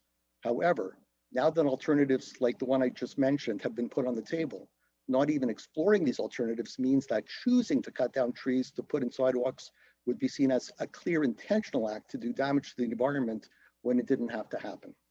I'm not an engineer leaving those details to others. However, I am certain, if needed, that a different path forward can be found to accommodate both of these issues. If more time is needed to do this, so be it, so that we do it right. Thank you very much for listening. Thank you, Peter, for being with us here today. Next, we're going to Therese and then Lila. The presentation for this delegate begins on page 35 of your package. Please proceed. You have up to 5 minutes. Hello, greetings committee members. I'm Therese Hutchinson, and I'm speaking a little bit more directly to the report, which I believe proposes to install sidewalks on Sherwood Forest and across the city based on incorrect interpretation of policy in order to justify the default policy. A review of the policies cited as rationale for the proposed sidewalks show that they don't actually require sidewalks, don't limit options to exclusively sidewalks, and often policy doesn't even support the installation of sidewalks as best practice. The report identifies policies that appear to support the default decision while ignoring policies contrary to it. Some relevant policies are not referenced at all, and there are pending policies that most certainly would condemn it. This approach ignores policy guidance on risks and strangles opportunities. I am trying to demonstrate this with some examples. The report claims that the project is in line with the strategic plan goal of building a sustainable city. The strategic plan provides a list of specific expectations and strategy options for achieving that goal and presents them in a table form, with expectations listed on the left and recommended strategy options on the right. Here, I've underlined in plain text expectations and strategy options for the goal that were discussed, and those not addressed are underlined in bold. The report addresses only one of the listed expectations, support for future development. It then addresses the best strategy option to attain that expectation, balanced development and funding. The report claims that these policies justify the building of sidewalks during road work for cost efficiency. However, by ignoring the remainder of that particular development expectation, which is and protect the environment, the report doesn't fully address the expectation, nor does it then address the strategy option, apply severe weather adaptation strategies that would be relevant. However, and not reviewed at all is the expectation, improve resilience to future challenges, and its correlated strategy option, practice sustainability and resiliency strategies. If the strategy option, implement asset management plan, had been examined, it would have weighted forest infrastructure as the most important feature of a climate resilient city and would have named retention of the canopy as the only strategy for bridging our growing asset gap. Other incomplete or inaccurate representation of city policies can be found throughout the report. The report identifies the strategic plan goal of creating safe places for women and girls, which lists only one expectation, decreasing violence, and then offers up enhanced pedestrian safety, which is not one of the 14 strategies offered in the plan. The provincial website on women's issues shows gender-based violence, including trafficking, domestic and sexual violence, and economic dependence as foremost women's issues. These, not the implementation of a default sidewalk policy, are the objectives that our city proudly intends to address in the strategic plan. Reference to the transportation master plan doesn't acknowledge cycling objectives, which are prominent throughout the plan. Cycling is also specifically referenced on the Climate Emergency Declaration website and there is a master plan. Sherwood Forest is a prime target for cycling or shared use infrastructure, an easy commute to downtown, quick access to the BRT, links to bike paths on the east and west, and we are already an active cycling community. But cycles don't use sidewalks, the default policy. So those opportunities to improve mobility and complete city policy objectives were lost to consideration. The reference to climate emergency is too complex to unpack. The project favors a theoretical gain in assisted mobility, not accessibility, above the measurable value of canopy protection and carbon reduction in the face of an 11-year declared timeline to avoid catastrophe. While the pending climate emergency action plan will condemn any loss of canopy in that 11 years, this project is dramatically unaligned with the declaration, timeline, and its directives, and should be subject to forthcoming guidelines. I've tried to demonstrate my concern. 30 seconds. Not sufficient policy justification for this contentious works proposal in Sherwood Forest or across the city. I am concerned that the misapplication of policies will lead to your endorsement of a works proposal that is inconsistent with city priorities. And for this reason, I respectfully ask you to exempt Sherwood Forest from the proposal, reconsider the entire program in light of broader priorities, consider developing an alternative planning process that will address all mobility needs, and if possible, lobby for provincial equipment and comfort standards for assisted mobility devices to ensure that they can safely use shared streets. Thank you very much for your attention. Thank you, Therese, for being with us today. Our next presenter is Lila, whose PowerPoint is referenced on page 49 of your package. Following Lila will be Will. Lila, you have up to 5 minutes. Please proceed. Madam Chair, esteemed committee members, my name is Lila Kari, and I'm speaking today on behalf of the residents of Doncaster Place in Sherwood Forest to make the case for a sidewalk exemption and protection of our legacy trees. The map on slide 2 of this presentation shows that Doncaster Place is a dead-end street with only 11 houses a few steps away from Friar's Way. There is no traffic on Doncaster Place except its residents and their visitors. In fact, Doncaster Place is specifically named in the February 2021 report of the Civic Works Committee as one of the dead-end court-style streets that have no connecting links to their destination, and these types of locations are normally not considered for a new sidewalk. Nevertheless, the current project proposes a sidewalk on Doncaster Place. This would be a short, one-sided, disconnected sidewalk going from nowhere to nowhere, and it would directly serve only 3 houses that don't want it. In fact, all residents of Doncaster Place signed the no sidewalk petition, Save the Sherwood Forest Trees, that has gathered over 300 signatures. It is our view that a short orphan sidewalk on Doncaster Place would benefit no one. On the other hand, the existing mature trees benefit everyone. Slide 3 shows how we, the people who live here, experience our streets. Other areas prize their historic buildings and celebrate other aspects of their neighborhoods. But for residents of Sherwood Forest, it has always been our mature trees surrounding nature and the Medway Valley ESA.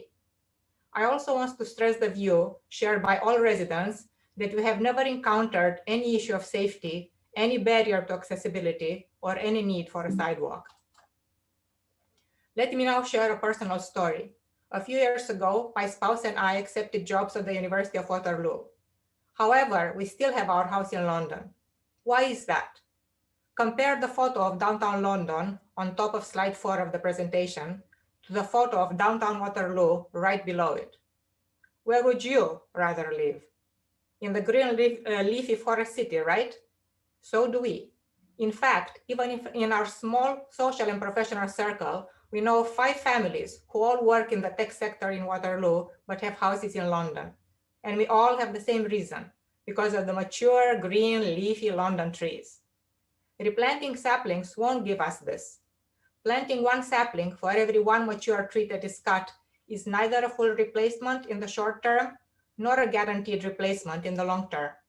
Indeed, one 2011 study shows that to fully replace a 50 centimeter wide tree, you would need to plant more than 1,000 saplings. This means that replacing the 50 mature trees that would be cut down in Sherwood Forest for this project would require planting 50,000 saplings. A better way would be to keep the mature trees that London is so very fortunate to already have. Our young people, who are well aware of environmental and social justice and accessibility issues, are quite clear in what they want. The youth petition Save Sherwood Forest Trees, started by a neighborhood teen, shown on slide 5, has gathered 190 signatures to date. In the words of a young signatory, there must be a better way without the need to remove beautiful mature trees. Find one. That is a call to arms for us. This is what our youth want. We are entrusted with their legacy trees, and we must find a way to preserve them. The quotes on slide 6 from the 2013 Rethink London document clearly shows that all Londoners of all ages want to live in a city with an abundant, healthy urban forest that truly reflects our brand as the forest city. Thus, as shown on my last slide, the decision facing us here today is part of a bigger question. 45 Will seconds. London remain the forest city? To move the needle towards a yes, the residents of the no exit 11 house Doncaster Place cul-de-sac respectfully ask the city for a sidewalk exemption and for the protection of its legacy trees during any road reconstruction. Thank you. Thank you, Leila, for that. We're going to go to Will and then Michelle. We have our next delegate with a PowerPoint referenced on page 101. Will, you have up to 5 minutes. Please proceed. Thank you very much. I'm very grateful for this opportunity to be allowed to speak to council and express my objection to basically removing a bunch of absolutely beautiful trees in an unnecessary way to try and produce a safer street than we actually have. I don't think I really need to say too much. I think we've heard a lot from many people, and I originally had a PowerPoint presentation that basically made many of the same points that other people have been making. But I have actually noticed during the course of these presentations that there's been one issue that has been absent. So rather than speaking about something that's in my PowerPoint, I'm going to speak about an additional thing that I think we should pay some attention to, which is the mental health benefits of trees. I was reading a study from Leipzig and a study from Baltimore recently, and it's fairly well established now that being in close proximity to a properly treed and more natural neighborhood actually reduces depression and other forms of mental illness. There are also many studies related to life under COVID that are showing that mental health and happiness is actually improved by being in a treed neighborhood. So basically what I'm going to say to the committee and council for making their decision about whether or not to grant exceptions to the removal of trees is that I think arbitrarily or systematically removing trees that produce an almost unmeasurable benefit to human beings and their happiness is a mistake. And I think that this same mistake was something that came up in a tomogamy logging campaign a few years before I moved to Canada. And I believe there was a very large outcry to stop logging in tomogamy and to stop the removal of trees in tomogamy, which is obviously a different issue.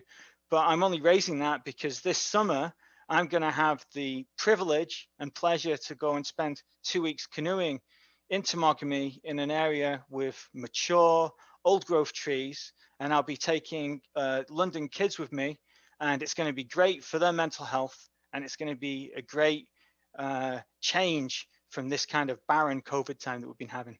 Thank you for your time, and I'm going to end early there. Thank you, Will, for joining us for today and your words. Next, we have Michelle with a letter on page 106 that will be referenced, and then we'll have Sean, which will conclude Friar's Way. Please proceed. You have up to 5 minutes. Thank you.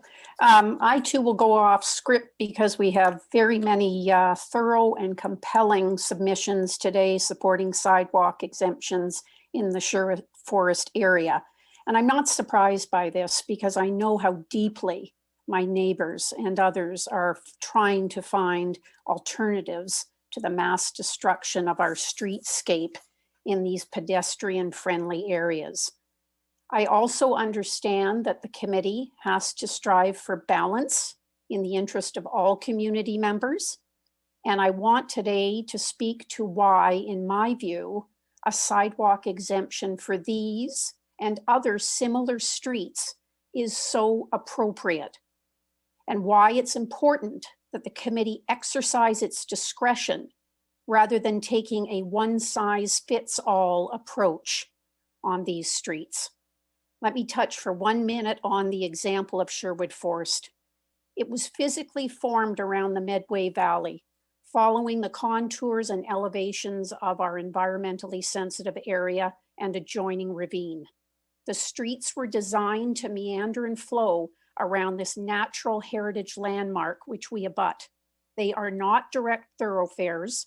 They are not high traffic vehicle routes.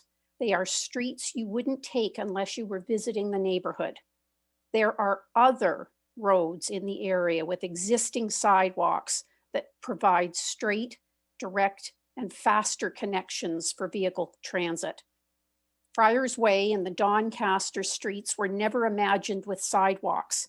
As such, extensive boulevard trees were planted some 50 years ago, and our neighborhood is what LEDC boasts in its promotional materials for London as the classic tree-lined streets that London offers to newcomers.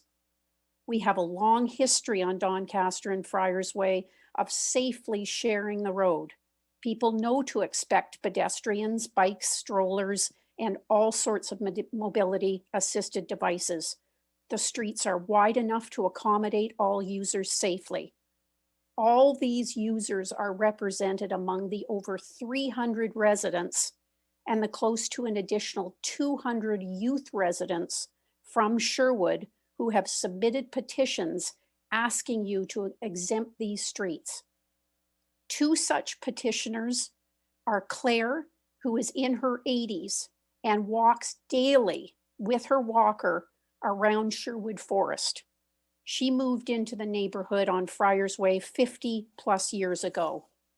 You've also heard from Mr. Harris, who at 90 pushes his 59-year-old son in a wheelchair around Sherwood. And he noted that the sidewalks are more difficult for him to navigate, particularly in winter conditions. These are real people, and they are among the hundreds who demonstrate that there is certainly no existing barrier to accessibility.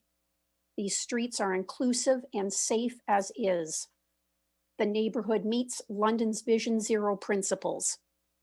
Touching very briefly on the three streets, Doncaster Place is a no exit circle of 11 houses, mature tree-lined boulevards and a hilly terrain. The report to CWC notes that this is not the type of street where sidewalks are typically added. They would be unnecessary and serve 3 houses that don't want them. On Doncaster Avenue, this is being considered as a connection from Doncaster Place to Friar's Way, only if Doncaster Place sidewalks are added. They're equally unwarranted here. And if council is asked in future to continue the sidewalk along the balance of Doncaster Avenue, you will have a significant safety challenge. Here, the road is so steep on the approach to Witchwood due to our adjoining Medway Valley that the pitch would be dangerous and treacherous. 40 in the winter. seconds. I have a lot more, but let me skip to the end. You know, we have so many wonderful neighborhoods in London. We would never dream of leveling the historically significant buildings of Woodfield or constructing an industrial complex in the middle of Wortley Village. We are simply asking for these same protections in Sherwood Forest. The kids have signed this petition. We've just come through a pandemic. Our neighborhoods matter more than ever now. I can tell you people are crying when I meet them in the streets on this topic.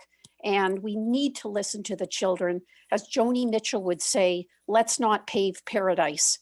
We are the forest city until we're not. And that is up to you. And it's very appropriate that you consider exemption for ours and all the other similarly profiled neighborhoods. Thank you, very Michelle. much for your time. Thank you for joining us here today. Our next speaker is Sean, which will conclude Friar's Way, and then we'll move on to Abbey Rise with Gregory speaking. Sean, you have up to 5 minutes. Please proceed.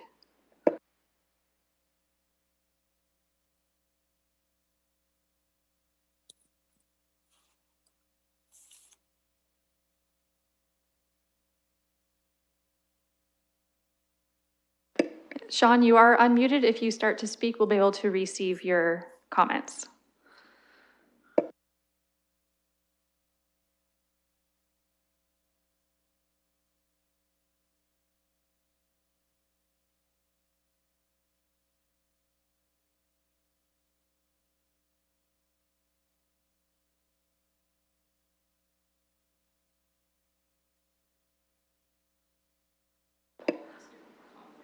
Okay, we're just going to track down what's happening with the connection with Mr. Connolly. So we're going to proceed on to Abbey Rise with Gregory.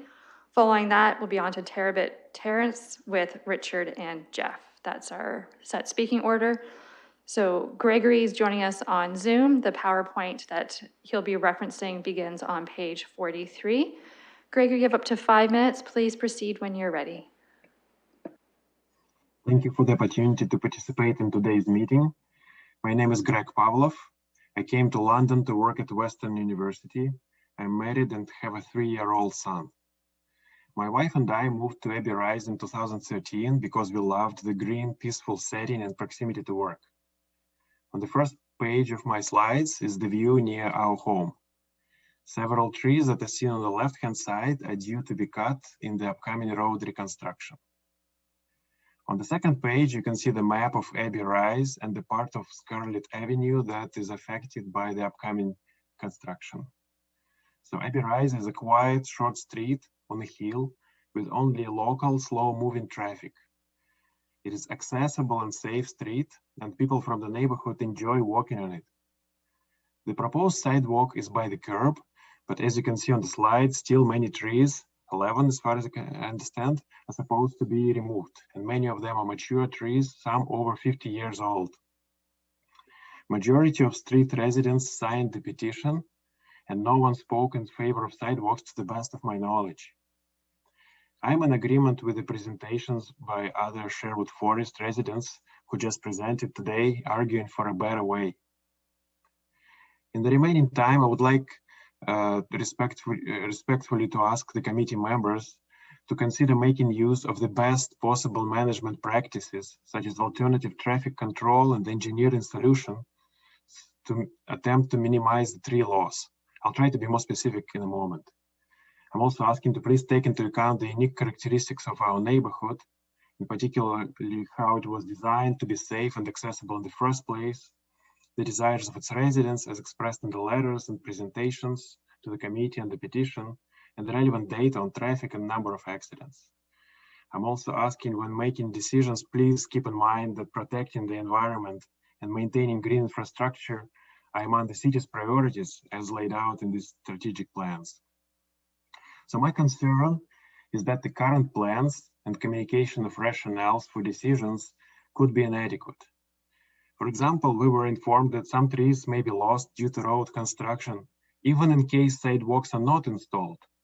However, our communication with the construction administration did not clarify which trees would be affected, and we were not convinced that appropriate measures would be taken to minimize the negative environmental impact. Another reason for concern is that there are cases of recent road reconstructions in the city that led to a lot of environmental damage. Some of them had to do with installation of new sidewalks, and some even with just reconstruction of existing sidewalks. Many trees were cut, remaining trees are not doing well. As a result, streets are hot, people avoid walking on them. On the other hand, there are recent positive examples of sensitive design that balanced everyone's interests and priorities. Oak Ridge Area Road construction 2017-18 is one example. Sherwood Forest Park in our own neighborhood is another positive example. So we really hope that the plans of reconstruction of roads this year in the city could be updated to become examples of success. So here are some possible measures to reduce the number of affected trees without compromising safety to consider. Allow parking only on one side of the road. Make some streets one way for traffic. Dedicate a portion of the street width to pedestrian wheelchair traffic along with proper signage and markings on the street for safety. Some of these measures were successfully used to establish cycling lanes in parts of London in recent years, and hopefully this could be adapted for pedestrians and those with mobility needs. Some other possible measures to consider: form the curbs by hand instead of using the curb machine to protect the roots of mature trees that are close to the curb. 45 seconds. Widen the road for safety, but not at the detriment of the trees. Transplant some trees instead of cutting them. Thank you for your attention. Thank you, Greg, for being with us. And that concludes the section for Abby Rise.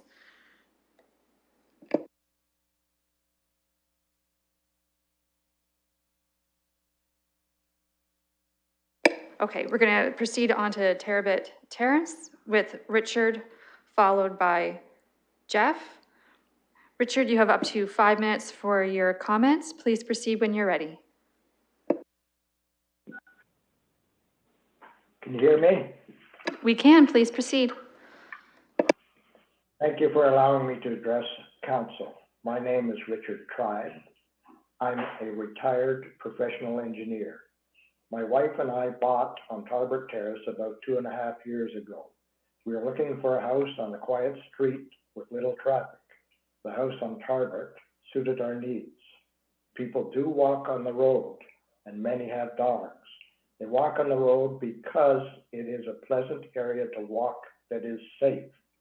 Recently, my wife was talking to a young man walking his dog. He said he walked on this street because it was pleasant and safe.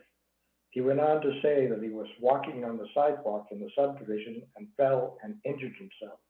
Therefore, he preferred to walk on the street. My wife and I also walk in the neighborhood. In the winter, the sidewalks are often icy as they're not sanded or salted. Therefore, in order to avoid falling, it is often safer to walk on the street. About the 1st of February, we received a notice in the mail titled Tarbert Terrace Water Main Replacement, dated January 25th. Contained in the proposed work were 2 words, new sidewalk, with no further explanation.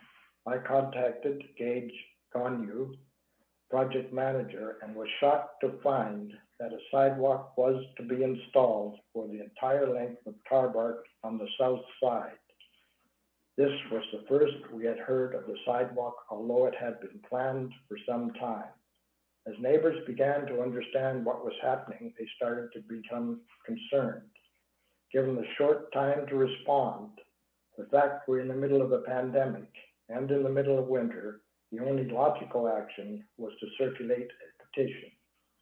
That petition was delivered to Councillor Steve Lehman's office on February the 15th, with a copy to Mayor Ed Holder and Project Manager Gage Gonyu.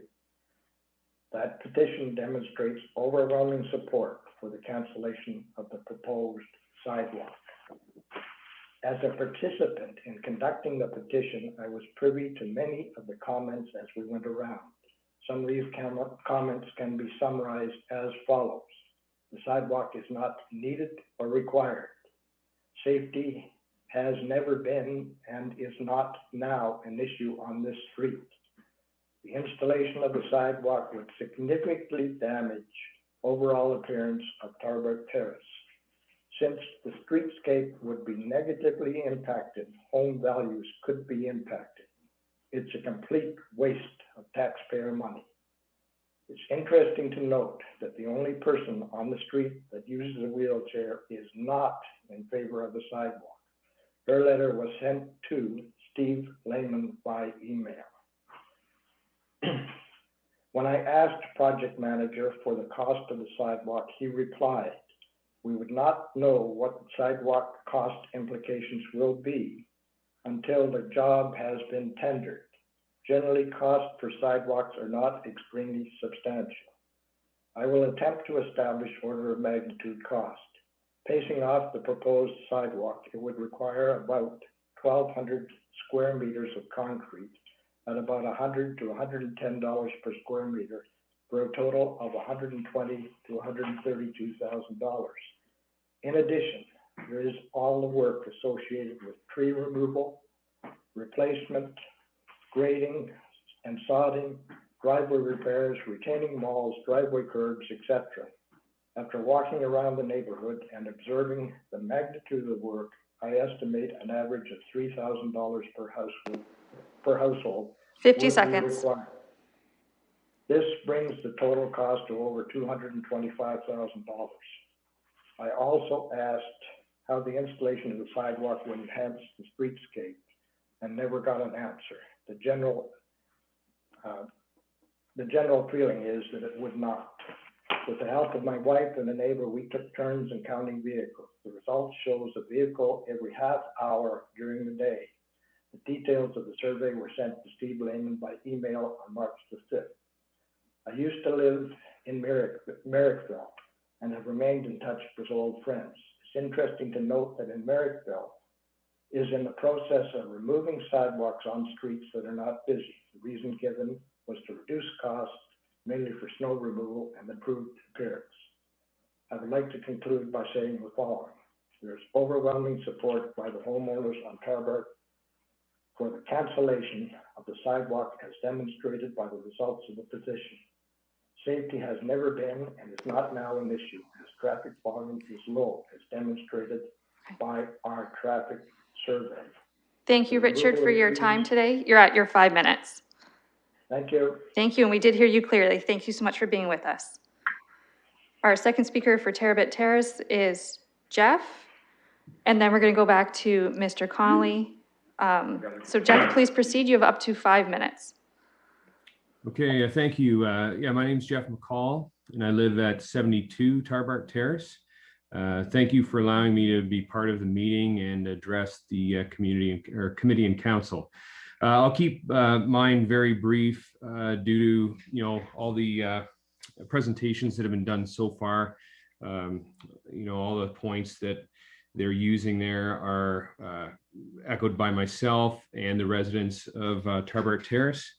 One of the points I do want to bring up is one of the maintenance of these sidewalks. There's obviously the sheer cost of maintenance, but there's also the ability to maintain them. Given that Tarbert Terrace is a tertiary street, it's not well maintained during the winter months, and the school that our daughters attend is accessed by city pathways through parks, the schoolyard, and they're not maintained by the city at all. In fact, neighbors purchase salt and shovel the path to keep parents, grandparents, caregivers, and children safe. So based on our community experience, it's clear that the sidewalks will not be maintained to achieve the level of accessibility that the city is striving to achieve. Roads are a much safer way to move about our neighborhood. And if on a busy road, a sidewalk is definitely a benefit in all months of the year but winter. But people end up back, even on these busy roads, instead of walking on the sidewalks during these winter months just because of the slippery conditions. I guess my point is that there does not seem to be any proof in the minds of residents that sidewalks are a good idea on these tertiary streets. And my question is, what evidence is there to prove that sidewalks should be mandatory on quiet streets? And can we see the evidence of this study which proves that sidewalks should be mandatory on all streets? I understand and appreciate the intent of installing sidewalks on all streets, but you cannot use a sweeping statement that sidewalks are a benefit in all areas. If so, you would add sidewalks to all country roads and highways. I hope the council will look at all these tertiary streets differently than busy streets. And yeah, thanks for your consideration. Thank you so much, Jeff, for being with us today. That concludes the speakers for Tarbert Terrace. We were going to go back to Mr. Connolly for Friar's Way. Then we're going to proceed to Shauna Lukowitz, Jeff Preston, and Andrew Harris-Schultz. Mr. Conley, you have up to 5 minutes, and if *6 to unmute for we can hear you. You can proceed when you're ready. Good day. My name is Sean Conley. I live in the Orchard Park, Sherwood Forest neighborhoods. I am very proud to say that I am a stepfather to Noah Romer, a 21-year-old lad who lives in a wheelchair, who is in a wheelchair. Noah is a very outgoing, social individual who enjoys long walks and talking to everyone he meets. I am opposed to the sidewalks because, from my experience, they reduce Noah's accessibility, and they are a potential safety hazard for Noah and others. In the winter months, the sidewalks are not maintained for wheelchair. If the plow has been out, the amount of sand used provides little to no traction for his wheels. Also, there is a risk of a slip or fall from the family member or caregiver accompanying Noah. Therefore, the roadway is the safest option. When the nice weather finally comes, we are in constant lookout for hazards that will cause damage to Noah's chair. The transition from the road to the sidewalks, cracks, uneven pads, water valves, interlocking bricks, etc., have many times damaged his chair. The adjustment bolts for his casters will break, causing us to do a nosedive towards that broken wheel. We have been very lucky that Noah hasn't been injured yet. Noah is in his chair all day. It is his primary means of getting around. It takes a few days for a service person to repair that broken wheel. This means that Noah has to sit at home. He has no choice. He can't even go out in his accessible van because we can't balance the chair on the 3 wheels. Again, the road is the safest choice in all weather conditions and seasons. Consider the fact that the roads are better maintained all year round than the sidewalks. The roads have a smoother surface for wheels. It is mostly local traffic on the roads in a quiet residential area. We have never experienced any issues or problems using the roadways. I feel strongly that it's just a matter of time before someone is seriously hurt from a trip or fall on the sidewalk. Just because we have no sidewalks doesn't mean the neighborhood is not accessible to all. In our neighborhood, the opposite is true. The quiet roads without sidewalks are more accessible. We have to make all neighborhoods inclusive. We want to promote mobility and independence, but that does not mean the answer to this challenge is in putting sidewalks in every neighborhood. What I would like to see instead is the speed limit dropped down to 40 kilometers an hour and yield signs replaced with stop signs throughout the whole neighborhood. If you have any questions or would like to accompany Noah and I on a walk, please feel free to contact me via email or cell. Thank you for your time. Thank you, Sean, for your comments and your invitation. If any counselors wish to take you up on it, they will contact you directly. Okay, that concludes our speakers for Friar's Way. We're moving into general comments. We have Shauna Lukowitz, Jeff Preston, and Andrew Herschels. We will begin with Shauna if she's able to be with us today. We're just checking.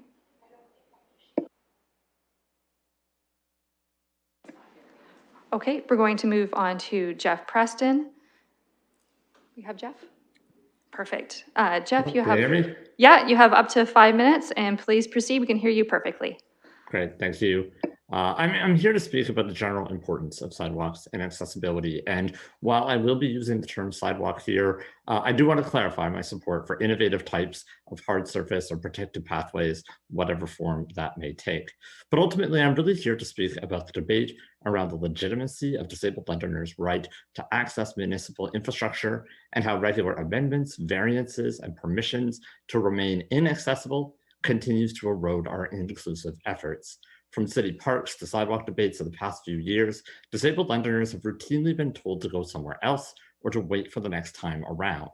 When do the access needs of diverse disabled people become seen as an inalienable right, rather than, to borrow a phrase from Talia Tchaikovsky, excusably discriminated against? Londoners are frustrated right now for being in isolation or lockdown because of COVID for 1 year, but I have lived in various degrees of isolation for over 35 years as a result of inaccessibility that we have built into our city. Sidewalks are important because of safety. I sit below the sight line of drivers, especially bigger vehicles, in my wheelchair. And to make things worse, the government mandates that my wheelchair is completely black with no funding for light packages. In the winter, I can't get off the roads, and narrowing streets and icy conditions can cause real danger. If I want to leave my house safely in the winter, I currently have to drive somewhere else. Without a vehicle, I would be homebound for months every year. Sidewalks then are an important separation between pedestrians like me and roadways. But it's also about access. Dysfunctional public transit, both conventional and paratransit, means that many of us have to get around on our own. It's incredibly difficult to find a London home that is accessible, and this is exacerbated by not ensuring that surrounding amenities are accessible. Fully blocking sidewalk installation can play a role in keeping out certain people who don't feel safe moving to those neighborhoods without sidewalks, or for people like me, forcing us to choose accessible function of a home over access to local neighborhoods for months at a time. Some disabled people will say that they don't want or need sidewalks, and I honor that. But the disabled population is not monolithic, and our needs are not universal. To borrow a phrase from the artistic community, if you meet someone with a disability, you now know one person with a disability. My electric wheelchair, for instance, doesn't much care about slope or grade, but that does not invalidate the differing needs of users with manual wheelchairs or walkers. Some will argue that sidewalks are inaccessible for much of the year or that they become unsafe with disrepair, and all of this is true. But why not just take care of the amenities that we construct? Installing sidewalks does not necessarily prevent people from using the road who prefer it. However, not installing sidewalks does force everyone onto the road.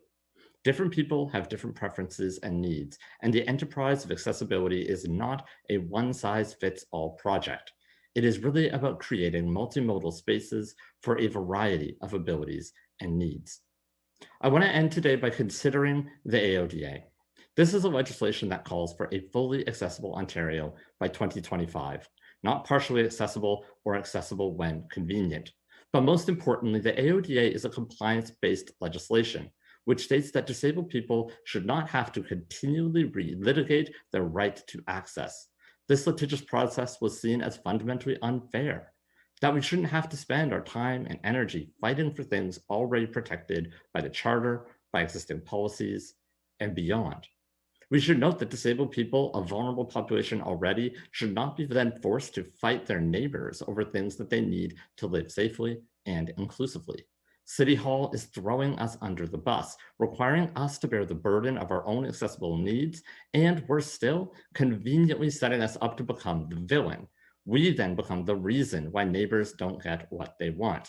This is an experience that many of us in the population have experienced, and it can be incredibly isolating. The way sidewalks and access to public spaces and amenities more generally have been handled by the city in recent years, I believe contradicts this intention of the AODA. We are constantly being asked to fight again and again for our access. And worse still, we are often the minority voice in these debates, either completely unheard, as it's very difficult to get lots of wheelchairs to one place at the same time on paratransit, or we are drowned out by a frustrated majority who sees our needs as quote unquote special and not necessarily human needs. 30 seconds. Thank you. The spirit of the original built environment section of the AODA was that major renovations should bring about accessibility. This is to manage retrofit cost and to manage the intrusiveness of going in and doing massive construction. And in this sense, the London plan, I think, fits the original spirit of the legislation. This is, of course, not an easy decision, but I implore Council to consider all of the complexities of the choice ahead of them and to balance not just current needs, but the future needs as well of Londoners who have a variety of different abilities, capacities, and accessibility requirements. I wish you the best of luck in this difficult choice, and I hope to see you guys soon. Thank you, Jeff, for being here today and sharing those insights with us, as it has been a longer meeting. Thank you so much. We're moving on to Andrew. Andrew, you'll have up to 5 minutes, and please proceed when you're ready.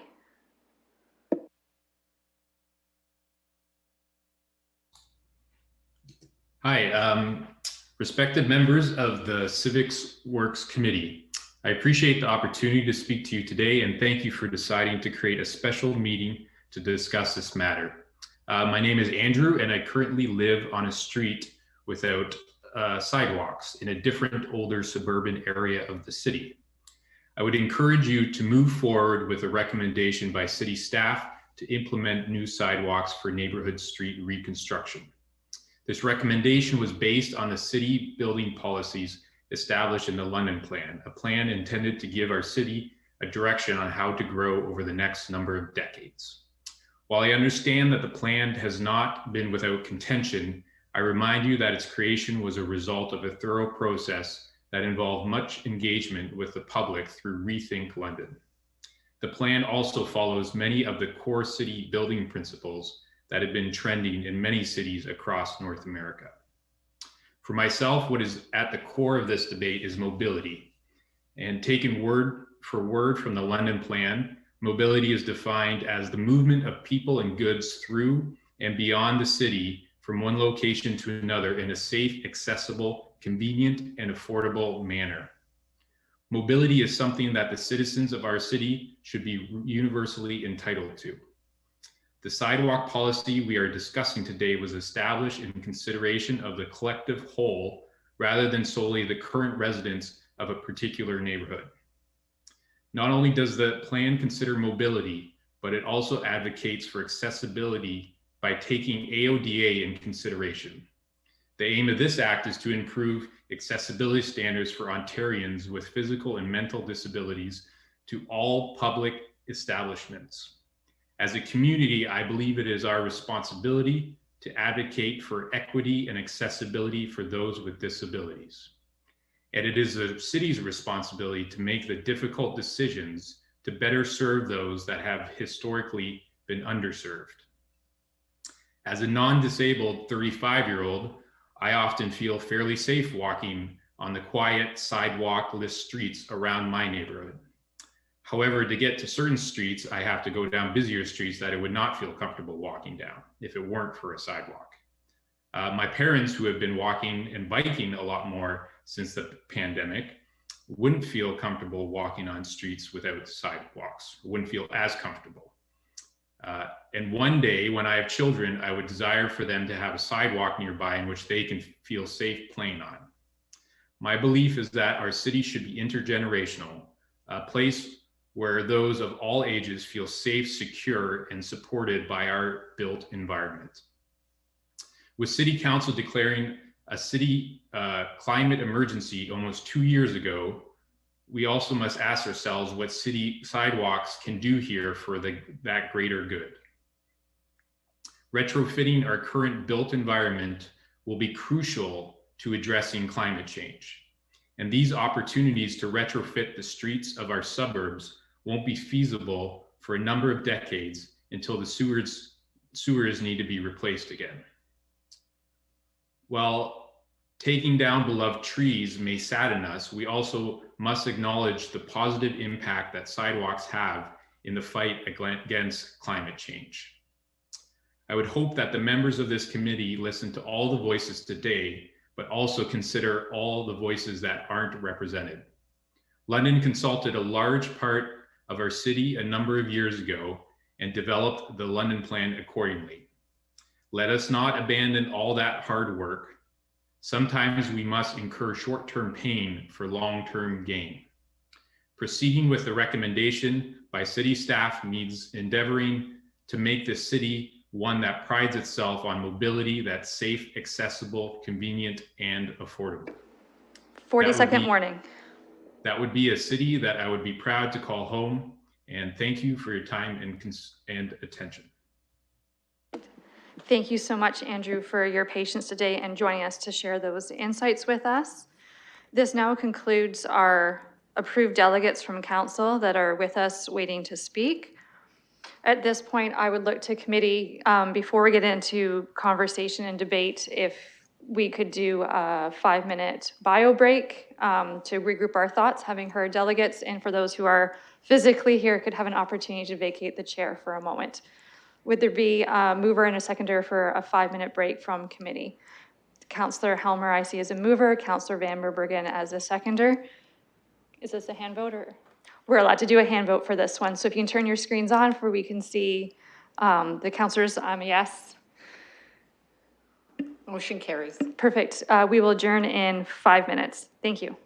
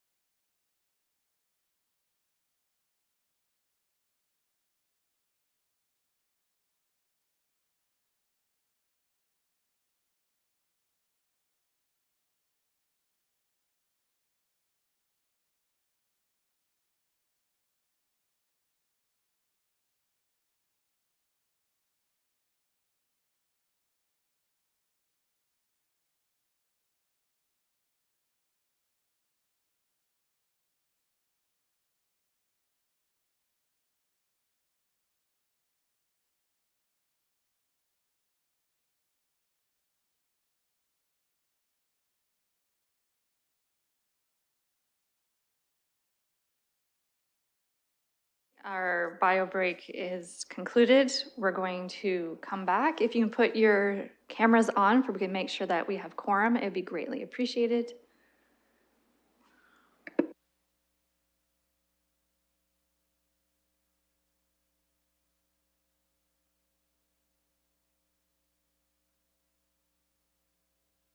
Okay, we do have quorum to come back from break. For committee's information, this report has already been received by council. It would be committee's discretion if we would like to open it up for questions and comments of staff at this point, or how you would like to proceed. If anyone would like any sidewalks decided separately, a motion would need to come forward for that, or other direction to staff, a motion would be needed as well. So I'll look to committee to see what your will is as we move forward through this process. Okay, I see Councillor Helmer's hand up. Thank you very much, Chair. I appreciate all the comments from residents. It's quite a lot. And I appreciate people making time to sit through the whole thing and hear from everybody and all the different viewpoints. I have a sense of, having heard the comments, of where I think we should go, but I do have some questions for staff before I get into that. So I wonder if I could do that through the chair.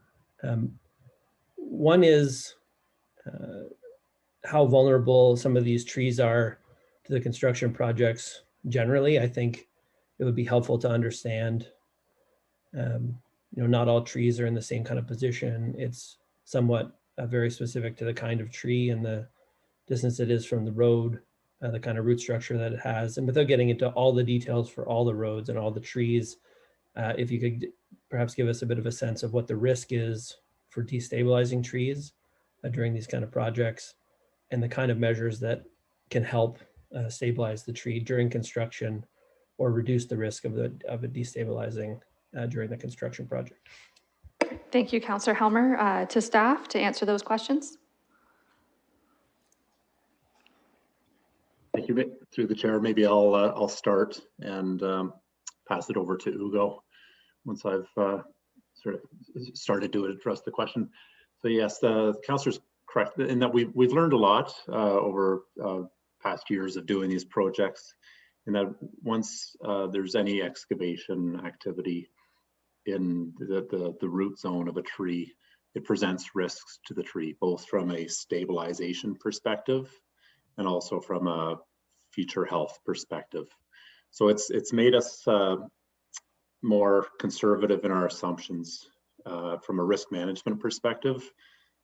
We've had projects where trees have fallen over afterwards, like in subsequent years to constructing the projects, and there's significant risks with like risk to property damage under that scenario. So we incorporate those learnings into our design alternatives, and suffice to say, so that informs the tree impacts that are shared in the previous report, and also the community information. And the councillor is correct in that even just reconstructing a street in its existing condition, existing layout, does provide risks. Now there are construction techniques that are available to minimize those, but because of that, because of tree health, the other aspects of the project, there's certainly trees commonly that need to come down as part of these projects. So I hope that gets to it, and I can pass it over to Ugo if he has anything to offer, recognizing that all these projects are quite unique in the layouts and the details. Ugo, did you have anything you wanted to add on? If not, I'll ask Councillor Helmer if he has a follow-up. The chair, just regarding some of our practices and just a lot of the last couple of years, what we've learned is to, protect the trees with respect to hand forming, working closely around trees, and seeing what effect that has. Over the last couple of years, there has been some pros to that, but there's also been some negatives with respect to how we pour in place curb. So typically we do machine is the best result. It gives us the long lasting structure and we're allowed to place the grainers underneath. With hand forming, sometimes we're not able to achieve that with compaction. So there's also an additional risk presented on some of the methods that we've been employing to get to an optimum space. I think I just wanted to add that to Doug's commentary. Perfect. Thank you. Councillor Helmer. Thank you. One of the suggestions that has come from the community is potentially narrowing the road width. And I wonder, just in terms of the designs for the streets, what is sort of the lower limit on pavement width that staff would be comfortable from an engineering perspective? How narrow could we go before we run into a problem? Through the chair, the design guidance in the Complete Streets Manual is based on the minimums for emergency service vehicles, primarily fire trucks, and also experience building roads and hearing concerns from residents just being able to maneuver a car out of a driveway. So based on that, the minimum in the Complete Streets Manual is 6.5 meters for a street width. And those minimums are looked at during the evaluation of alternatives in the creation of these projects. And if it's seen to significantly reduce the impacts to the neighborhood and impacts to trees, that it's certainly on the table for a consideration in the project development.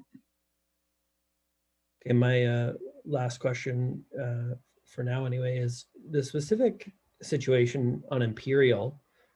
You've got a situation where the west side has got 9 homes and the east side looks to have 5, and then one that faces the other way. Are there any obstacles from a grading perspective in having the sidewalk on the east side rather than the west side? Because it looks like a change that would minimize the impacts pretty substantially. To staff? Perhaps I'll pass that one to Ugo, as he is more familiar with the details of each project. Yeah, through the chair, shifting over to the east side is a workable solution. It does not have as many impacts to the slight grade changes that often come with narrowing or moving the curb. So shifting to the east side can be considered. Okay. So I have a motion that I have no idea if there's a seconder for it or not. I was listening to what people were saying to try and work in as much direction to staff as I thought was going to capture what people were saying.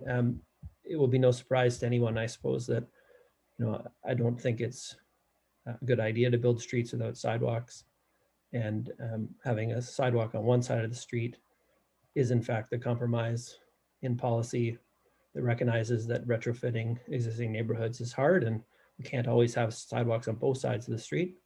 And so we'll compromise and have sidewalks on one side of the street. But even with that, there's lots of different ways of how to do the sidewalk. And I know that city staff do their best to try and figure out all these different trade-offs and protect as many trees as possible. I think an area where we can give some direction is to encourage the narrower street width. It comes with some loss of on-street parking because you don't have as much room in the roadway to store vehicles, but I think it provides more room for all the other things that people want, sidewalks, trees, driveways, things like that. So making the streets as narrow as possible, I think, is a good idea that gives maximum flexibility to have sidewalks implemented as best as they can. So I have suggested a motion, which is basically to direct civic administration to consider these things, going down to 6.5 meters. One of these designs, I think it goes down to about 6.7, but most of them are 7.5.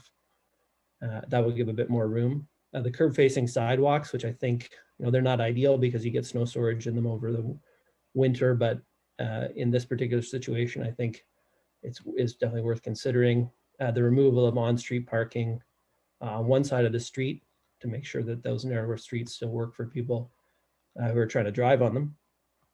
Sidewalk widths of 1.5 meters. I know we usually try and aim for the 1.8, but as you'll see in the drawings, some of them are 1.5, and I think 1.5 meters in the retrofit situation can work. And then this part maybe is not even needed because it says more labor intensive techniques like hand forming, but it sounds like that's already happening. Sorry, Councillor Helmer, I'm going to advise Civic Works members that your motion has been circulated to them and should be in their inbox. I'll also ask the clerk to read it out just for those, we still have many people trying to follow us online, just for clarity for the public to try and follow along with what you're proposing. I'll ask the clerk to read out your wording and then we'll see if there's a seconder and we can proceed. Sure, can I finish saying it first? I'm almost done. Okay. And then the second part is to move the sidewalk that's proposed from Imperial from the west side to the east side, because I think having a sidewalk on one side is necessary, but the east side seems to have fewer overall impacts, so I think it should be moved. So it's two parts. One is sort of direction about how to make it work, and then the second part is move the sidewalk on Imperial. Okay, thank you. The clerk will read out the exact wording as it's been circulated, and I believe Councillor Cassidy, is that you seconding? Okay, so there will be a seconder, so the clerk will just read out the exact wording, and then we'll proceed into discussion on the motion on the floor.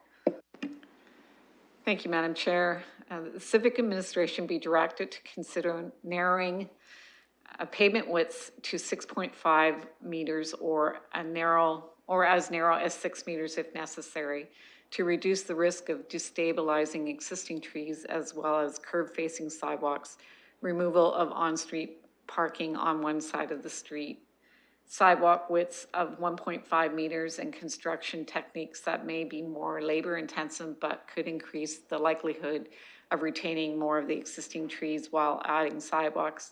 And the second part is the Civic Administration be directed to move the proposed sidewalk on the west side of Imperial Road to the east side of Imperial Road. Thank you, and that's been moved by Councillor Helmer and seconded by Councillor Cassidy. Looking for speakers in regards to the motion on the floor. Okay, I see Councillor Squire. Please proceed. Yeah, and I don't think anybody should be surprised at what I'm going to say. This has been a very important issue, certainly in my neighborhood. It's been one that's been debated back and forth for an extensive period of time, a huge amount of public interest. And I'm quite disappointed that a motion that would have been useful to have been received some time ago, so that certainly the residents of my ward would have had an opportunity to look at it, contemplate it, see if it met the objectives they had for the community, would have been extremely helpful. So this is not one of those cases where I'm just complaining sort of out of the blue because I think people should bring motions before. I actually think it would have been genuinely helpful to have these documents beforehand, and that's what I wish to say. Thank you, Councillor Squire. Looking to committee and visiting councillors if there's any other comments in regards to the motion before us. Councillor Van Meerbergen, you had your hand up? Yes, thank you, Chair. Perhaps to staff, if we go down to 6.5 or even as being proposed here, 6, what does that do in realistic terms to any sort of on-street parking and still be able to have a safe street? It strikes me that if you have cars even on just one side with such a narrow street, that itself raises safety concerns. I'd like staff perhaps to comment on that. Yeah, to staff, Mr. McRae. Through the chair, reconstructing the streets at that width would require restriction of on-street parking to one side. However, we have found that is usually manageable on low volume streets like these, where there's not a lot of traffic and not a lot of opposing traffic meeting each other. So it operationally, it can function. Okay, follow-up question? Yes, thank you. So in realistic terms, we're limiting on-street parking to just the one side where two sides currently exist. Is that correct? To staff? There's a variety of projects. I'm not sure if Mr. DeCandido knows them all in that detail, but yeah, I think typically these have parking on both sides, and it would be a restriction to one side on street parking. Okay, thank you. Looking to other committee or visiting councilor members for any other questions, as I do have a speakers list going. If there is none, we would call the vote.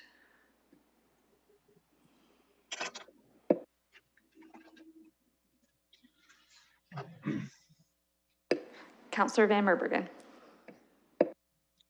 Yes, I'd like to vote on part 1 and part 2 separately, please. Sir.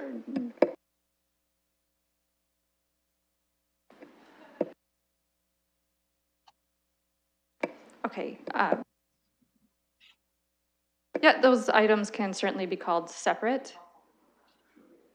Yeah, going forward, just a heads up in advance if someone likes something separated, and we can certainly accommodate that if the clerks have a time. So they're just preparing the vote, as I see no other questions, and it will be done in eScribe.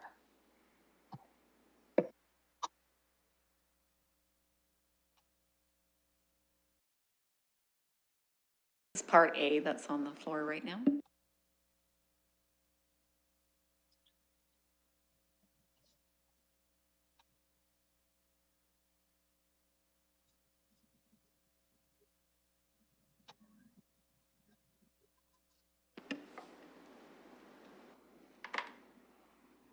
Councillor Helmer and Councillor Van Meerbergen.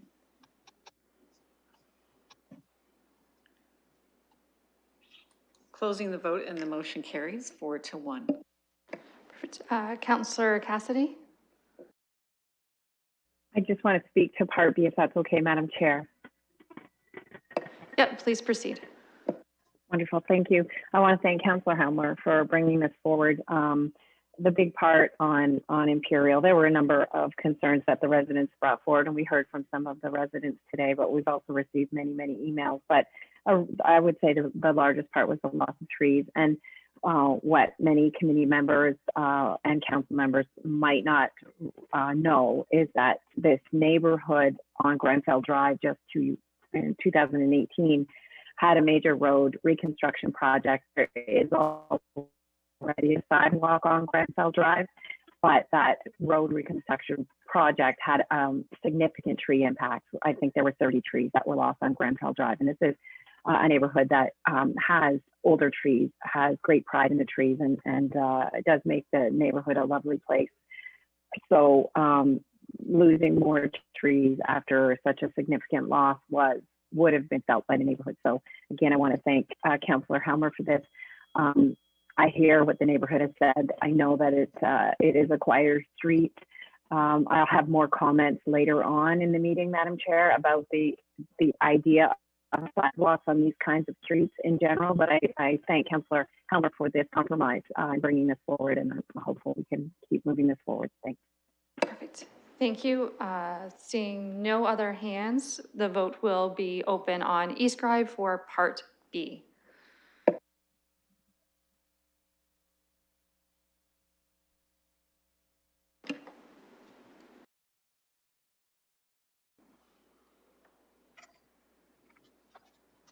Closing the vote, and the motion carries 5-0.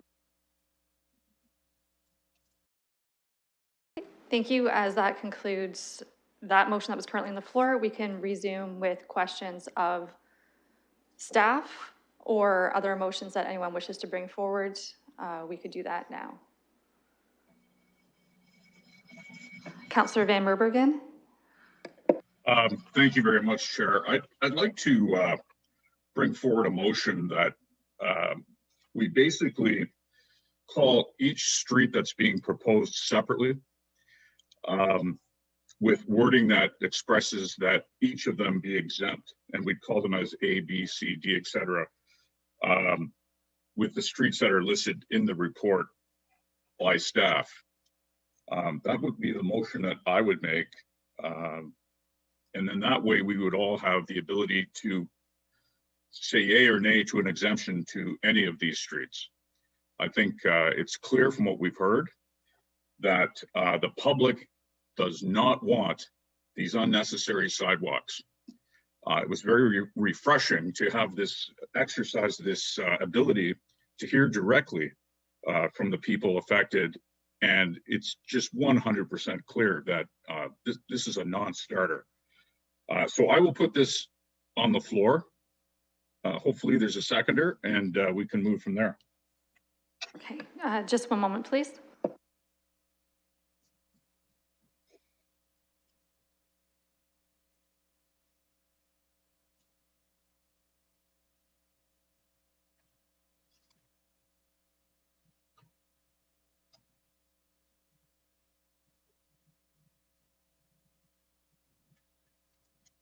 Okay, Councillor Cassidy, you had your hand up? Sorry, you're muted. Sorry, I must have hit my button twice. Sorry. Can you hear me? Yes, we can. Please proceed. Okay. Because I just got a message on my screen that said I was still muted, even though, whatever, great technology. So I had comments, but I'm going to forego that for now. I have a question for staff based on the motion that Councillor Van Meerbergen would like to put forward. Have we received commentary from the general public on every single street that is on the list?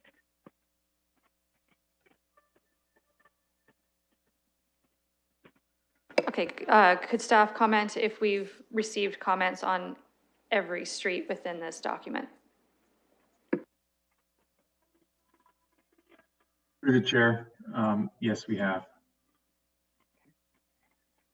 Okay, thank you. That's my question. I'm going to listen. Okay. So now we need a seconder. Okay, Councillor Turner, I knew that you had your hand up at one point.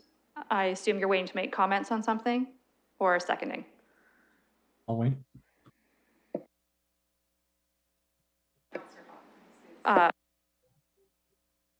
Okay, so looking for a seconder on this, as Councillor Hopkins is a visitor and would not be doing as such.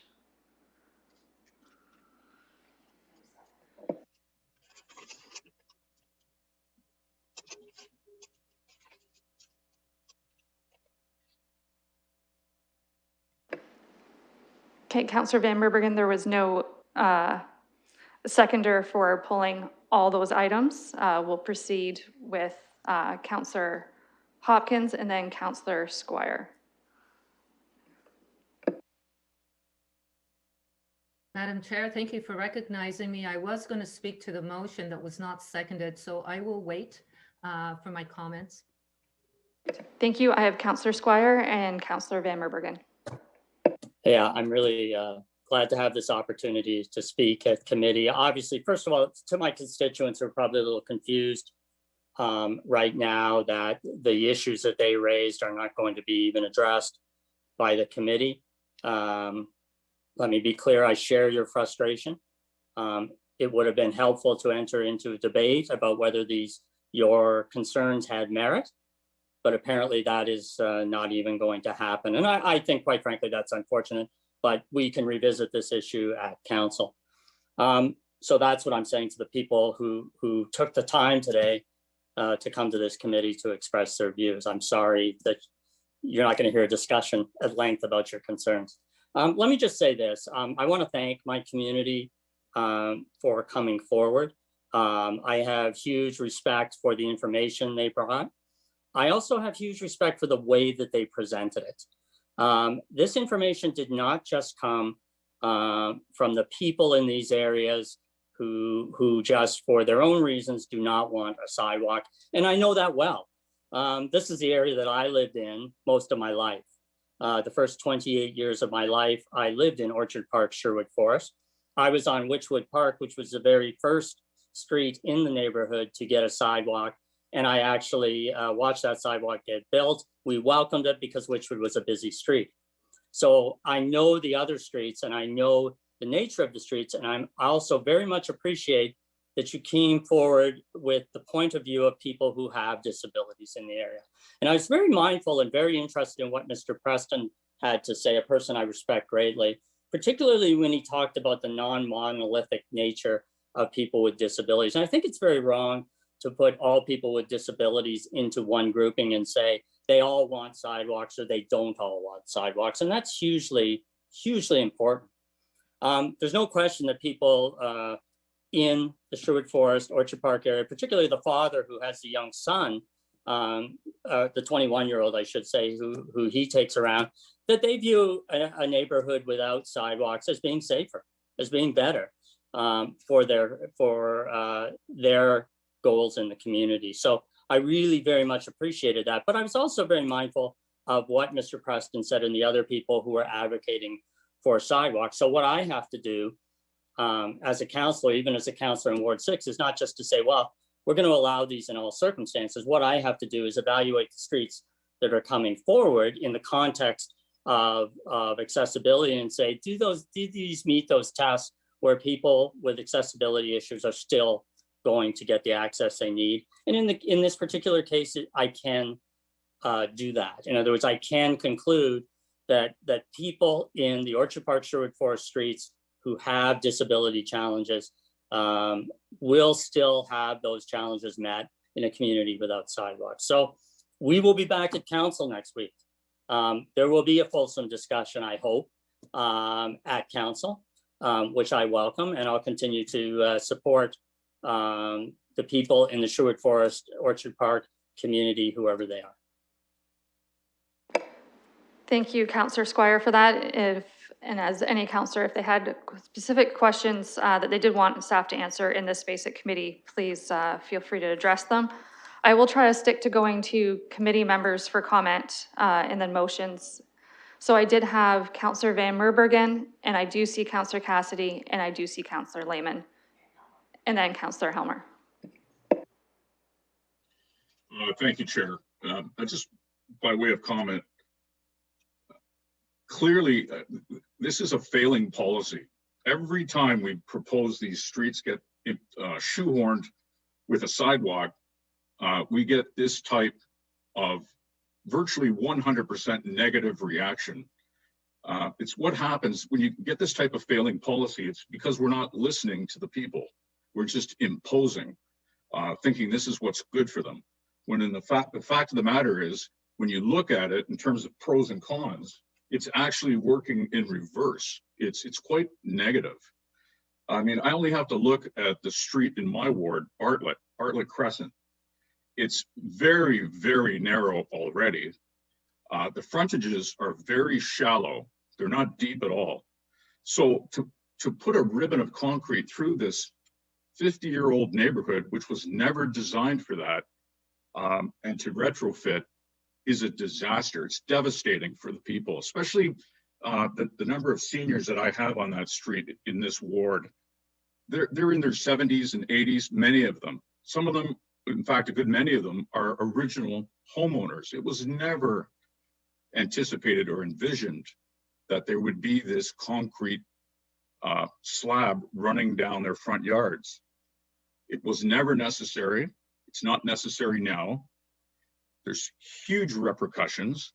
They're going to take out a swath of trees on one side of the street, beautiful mature trees. And I want to thank Patty Traylon for giving that very descriptive and well-informed presentation to us today. And we can see it right from the package. You see these beautiful trees in all these streets, and they're all going to come down for what purpose?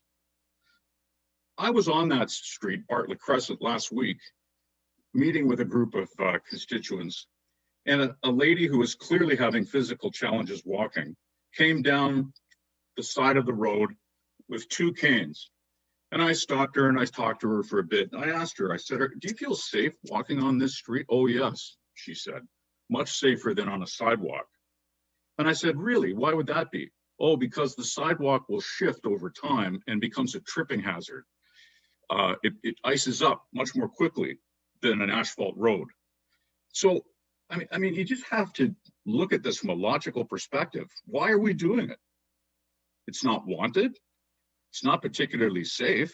It doesn't help the disabled. And yet here we are ramming it down people's throats. So I will be voting when the appropriate time comes against all of these streets. I don't see any merit in any of them being forced to take a sidewalk. And I want to thank all the people that spoke, all the work that's been done, all the presentations. It truly was impressive. I also want to thank specifically Ron Standish, who served with distinction in the engineering department for the City of London for all those years. Thank you, Ron, for your service. And I want to thank former Councillor Paul Huber. Good to see you. Good to see you come out and give that presentation. So with all of that, I will stop my discussion. Thank you. Thank you, Councillor. I will now move to Councillor Cassidy and then Councillor Lehman. Thank you, Madam Chair. The way things move at committee sometimes, I'm not ready to second a motion when it's first proposed. But if Councillor Van Meerbergen would consider making his motion, but if we could have the streets listed in his motion as like A, B, C, D, whatever, however we want to do it, and we can have one discussion and then quickly proceed to vote, then I would be willing to second a motion under those circumstances. I would like it as much as possible, unless there is a particular street, and I actually have one in mind. If there is a particular street with a particular circumstance that a councillor would like to highlight and talk about, then that would be appropriate. But I'm not interested in having 13 individual debates and 13 individual votes, although I know it will probably come down to individual votes. But I know that this is going to warrant a great deal of discussion at council. I don't want to look like we're trying to shut that discussion down. It's going to happen. And I believe if we have a motion like this that goes forward to council, it will make it easier to have that discussion at council without having to vote no first and then go back and talk about each street individually. So Councillor Van Meerbergen would like to put one motion on the floor with the streets listed separately that a councillor could pull for individual comment, but otherwise a blanket discussion about all of the streets together and hopefully one vote, unless, as I said, we want to vote on an individual street individually. Then I would second a motion like that. Okay, so I'll look to Councillor Van Meerbergen if he's in favor of moving. You can just move his original one because it didn't have a second. Yeah, we'll just list those. Okay, if you would like to move your original motion, the clerk will split out the streets individually, and Councillor Cassidy would second that, allowing for committee work to happen at committee, as Councillor Squire would say. Are you willing to move your original motion, Councillor Van Meerbergen? Yes. Yes. Yes. So what I proposed earlier, I would move, and thank very much, Councillor Cassidy, for the seconding. Okay. I have order.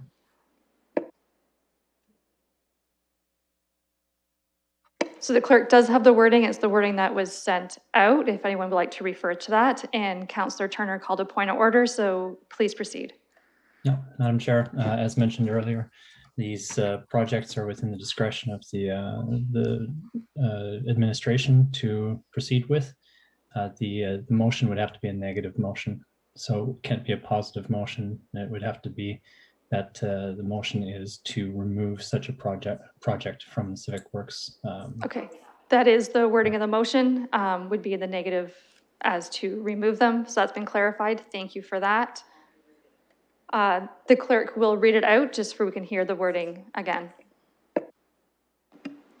Thank you, Madam Chair. That notwithstanding the requirements of the London Plan and the warranted sidewalk program with respect to the installation of sidewalk infrastructure, the proposed new sidewalks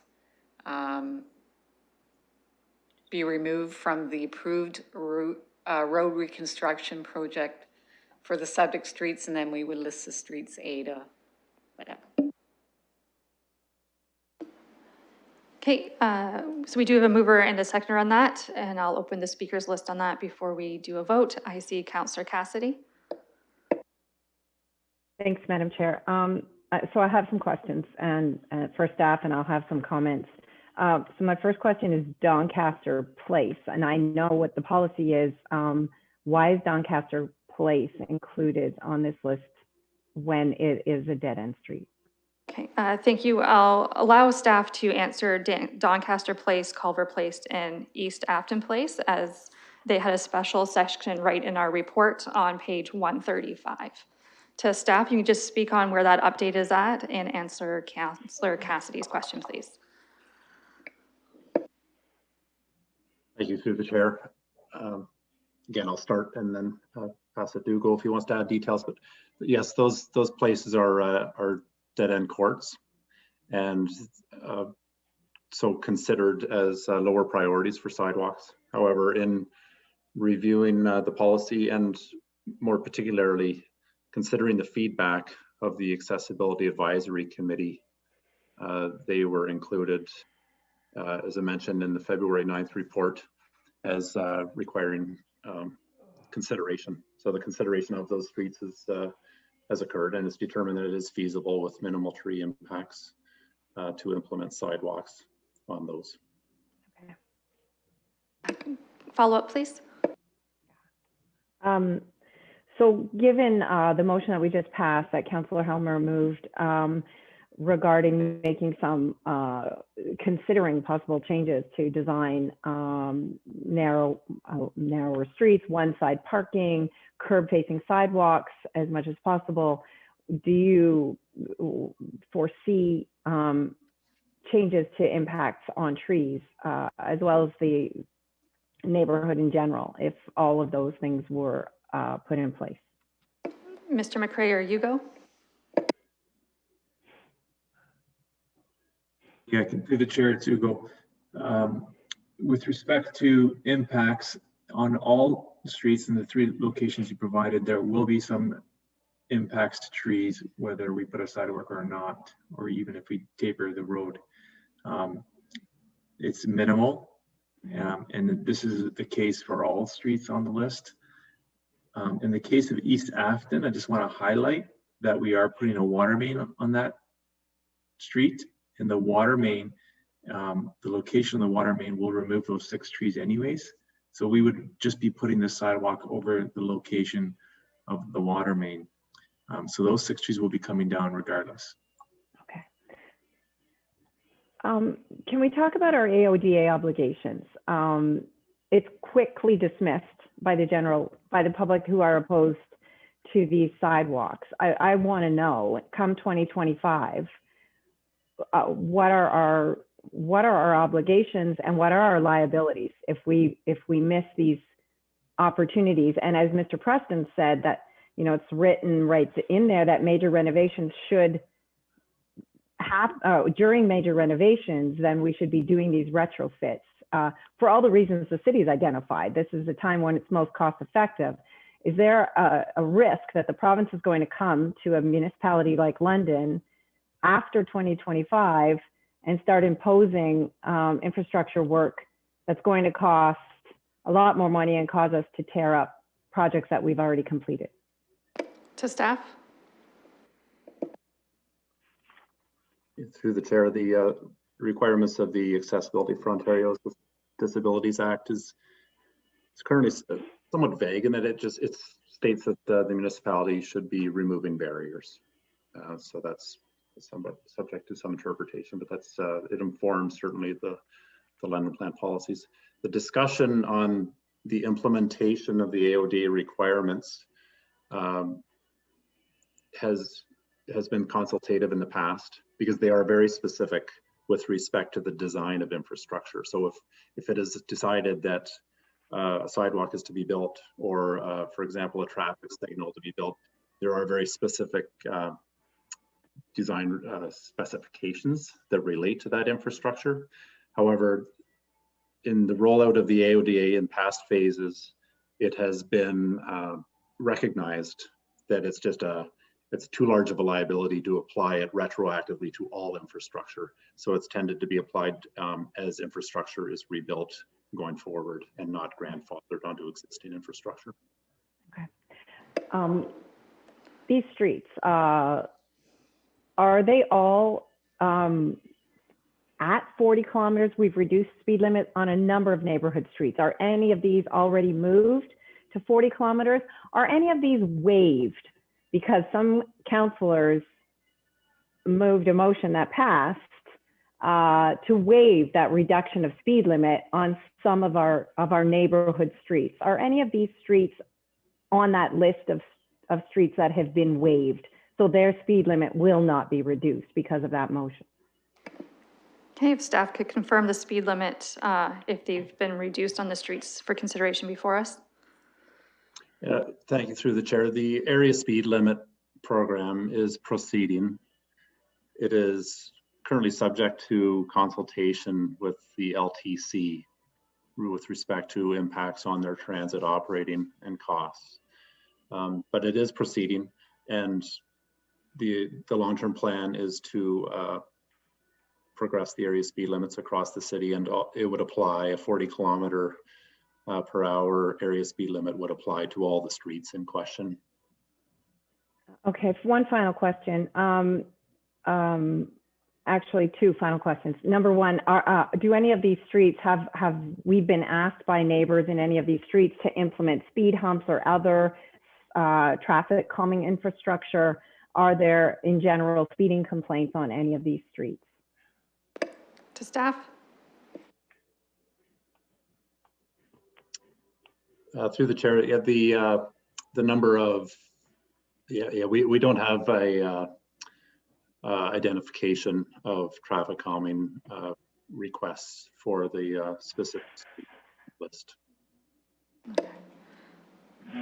Okay, final question.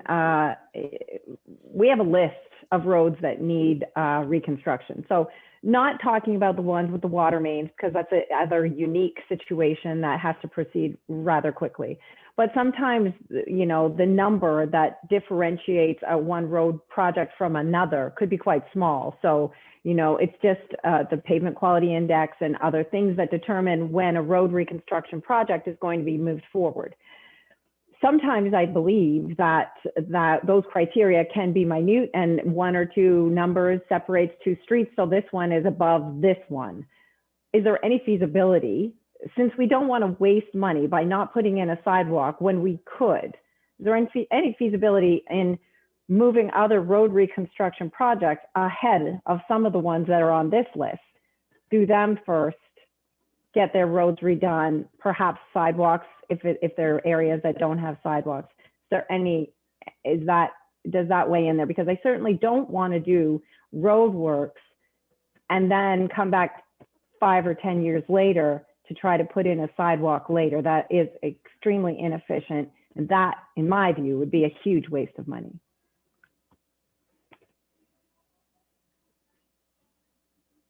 Okay. Did staff wish to comment? Yeah, I think I got the question.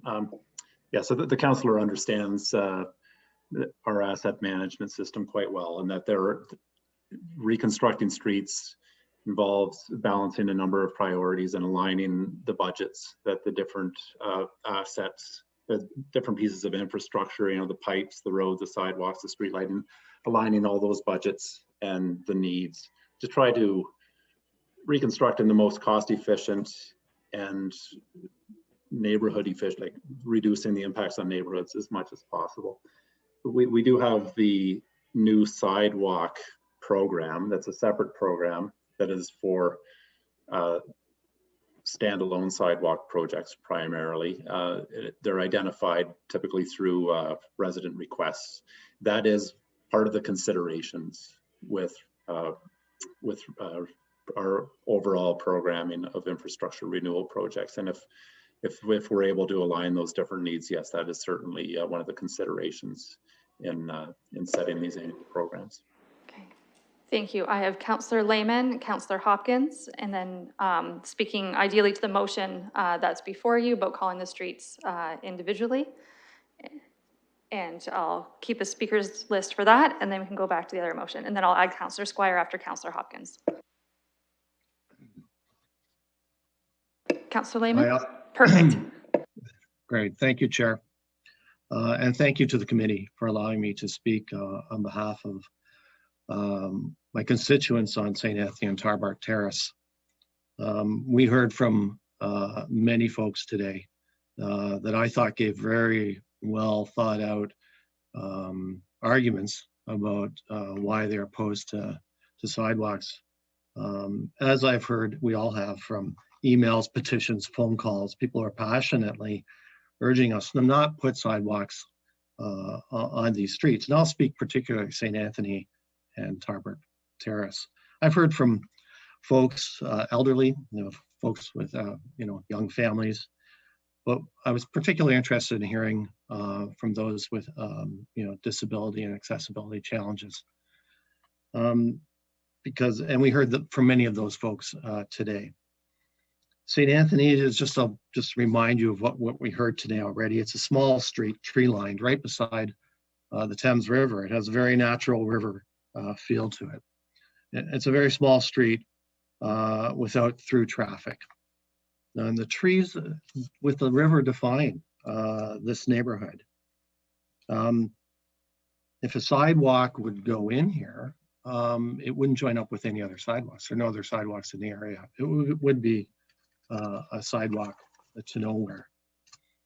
Councillor Cassidy raised a very good question about traffic calming. There has been never a traffic calming request for St. Anthony.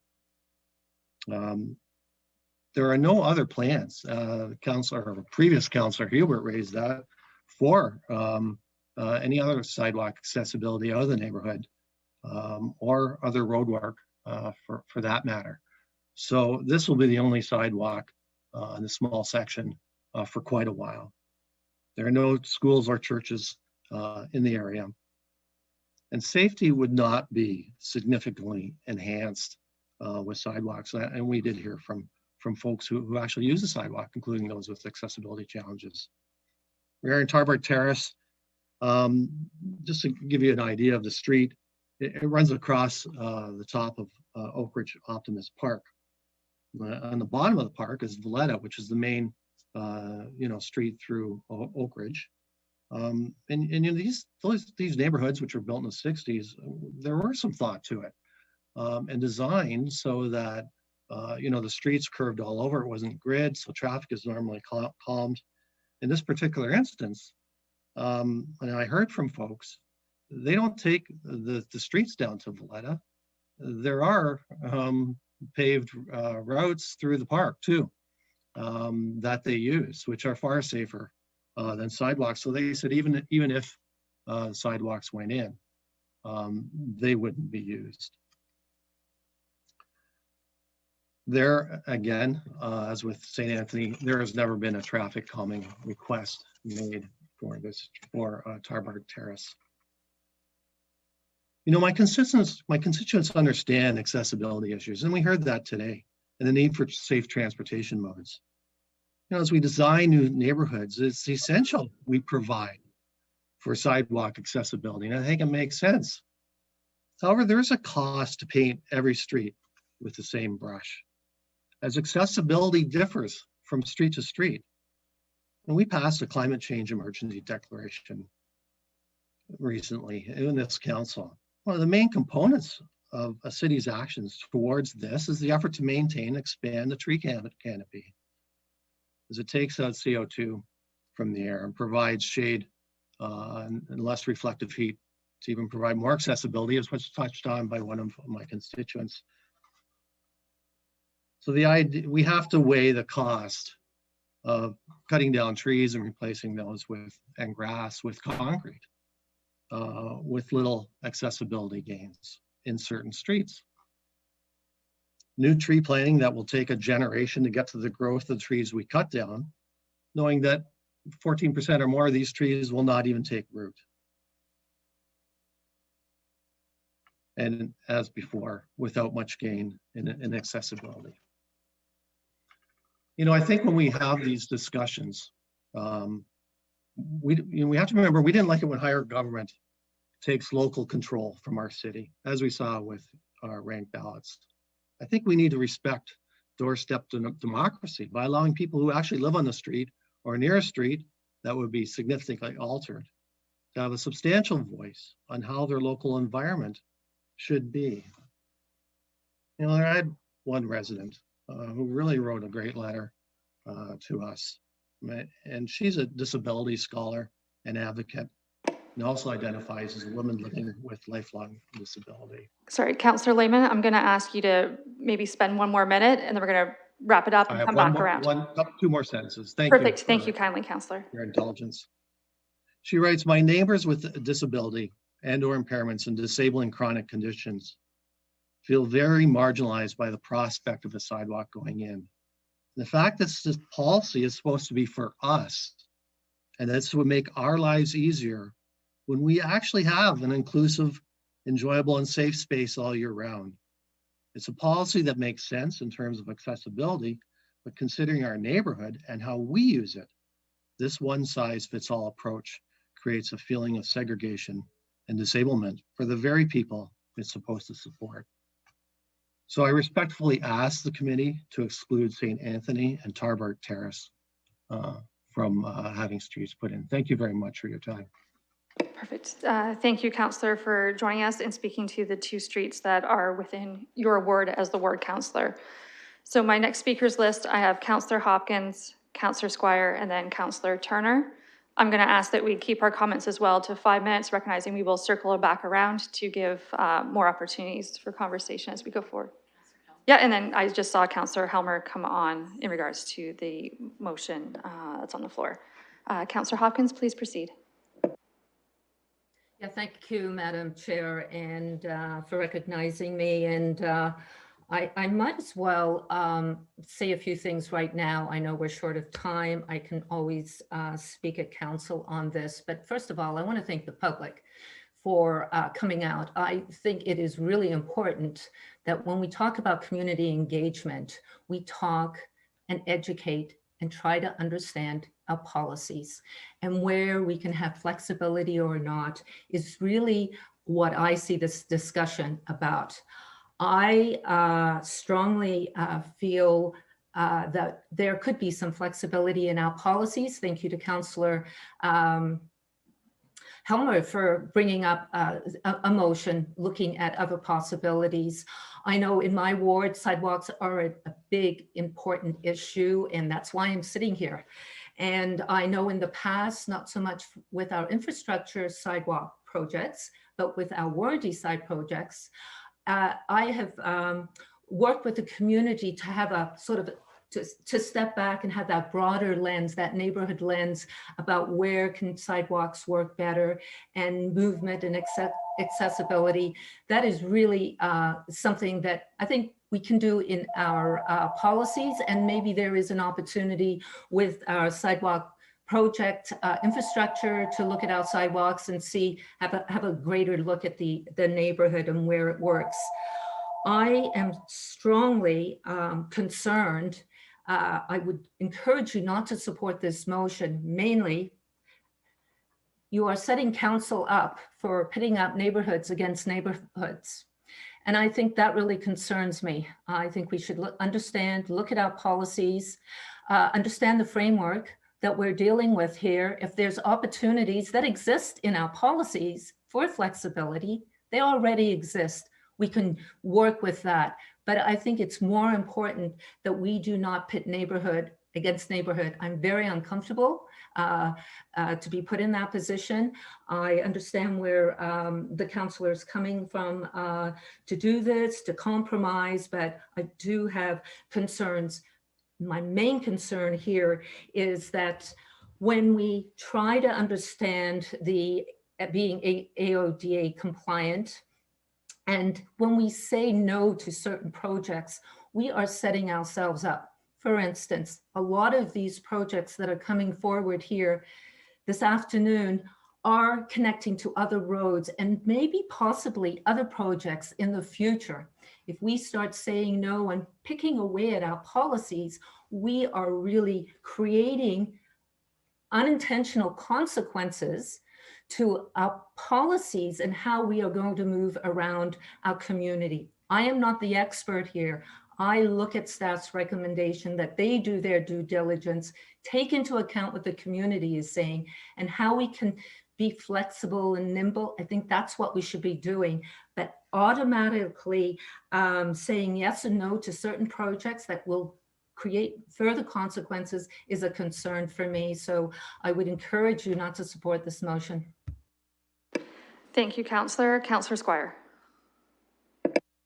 Thank you. First of all, I'm glad that there's now a motion on the floor. That's, for me, very helpful. The one thing I would ask, and I'm just seeing the motion for the first time, and actually 3 streets that my constituents spoke to are not included on the list to be removed. And so whichever way the motion goes, I think they should be included, and that is Doncaster Ave, Doncaster Place, and Scarlett Ave. Scarlett is just the extension of Abbey Rise. So in all fairness, and I hope the mover and seconder will understand, those should also be included in the motion, whichever way it goes. I have a feeling how it's going to go at committee, but that way we'll have a complete record of all the streets. Otherwise, if the mover and seconder aren't prepared to do that, I'll make that amendment at council. But to be orderly, I think it should be done now. So I just want to speak to the idea of creating an exception to a policy, because Councillor Hopkins raised it. So if I know the neighborhood that I represent so well, because I used to walk on the routes to go to my elementary school, my secondary school, and to university. So the streets that require sidewalks, and my constituents need to know this, are Witchwood Park, the street that I lived on and got the first sidewalk in the neighborhood, and Lawson Road. They require sidewalks because they are actually on routes to both secondary and elementary schools. Both elementary schools in the Orchard Park, Sherwood Forest area are on Witchwood Park. The connecting roads for those are Slateholm Avenue and Annandale. They should also have sidewalks. Those are the routes that people use to travel to schools, to travel to shopping. Those are also the 2 cut-through routes that people use to get to other locations. It would not be appropriate for those not to have sidewalks. The rest of the neighborhood is a unique series of streets that really are neighborhoods unto themselves. They are the streets that people are actually still able to play road hockey on. There's very little traffic on them. And this is why you're hearing from the area that I represent that they're somewhat shocked that sidewalks are being included and being expressed as being necessary for accessibility. AODA at law does not require sidewalks on every street. That's not what the statute says. It doesn't require that. It requires accessibility.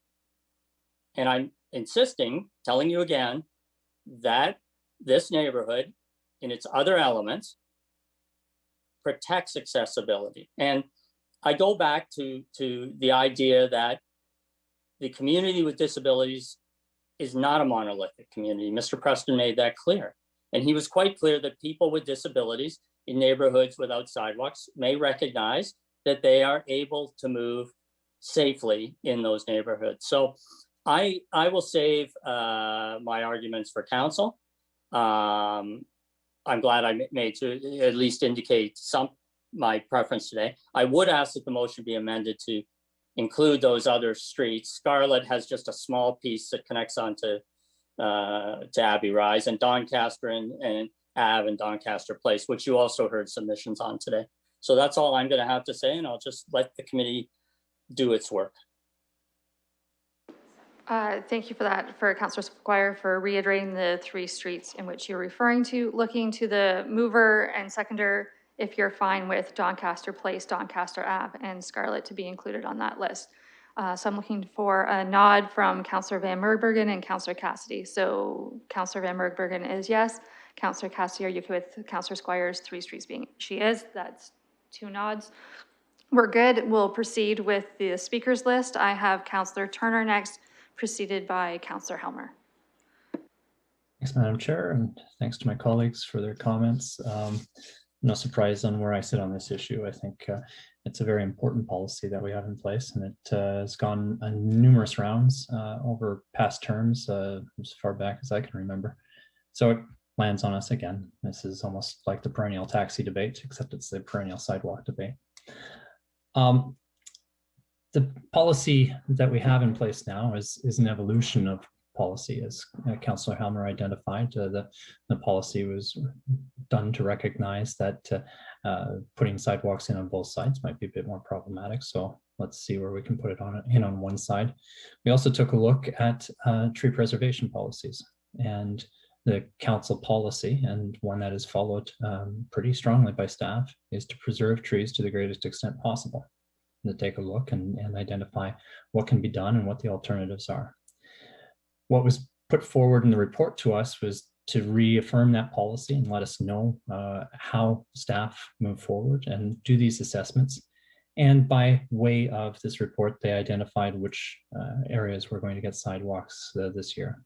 There still is a public component where there's an engagement, where there's discussion by way of the circulation that goes to all the residents that are going to be affected, and to say, okay, this is what's planned, but where opportunities can arise to say there might be alternative routings or something like that. But at the base of it, the policy is to put sidewalks in.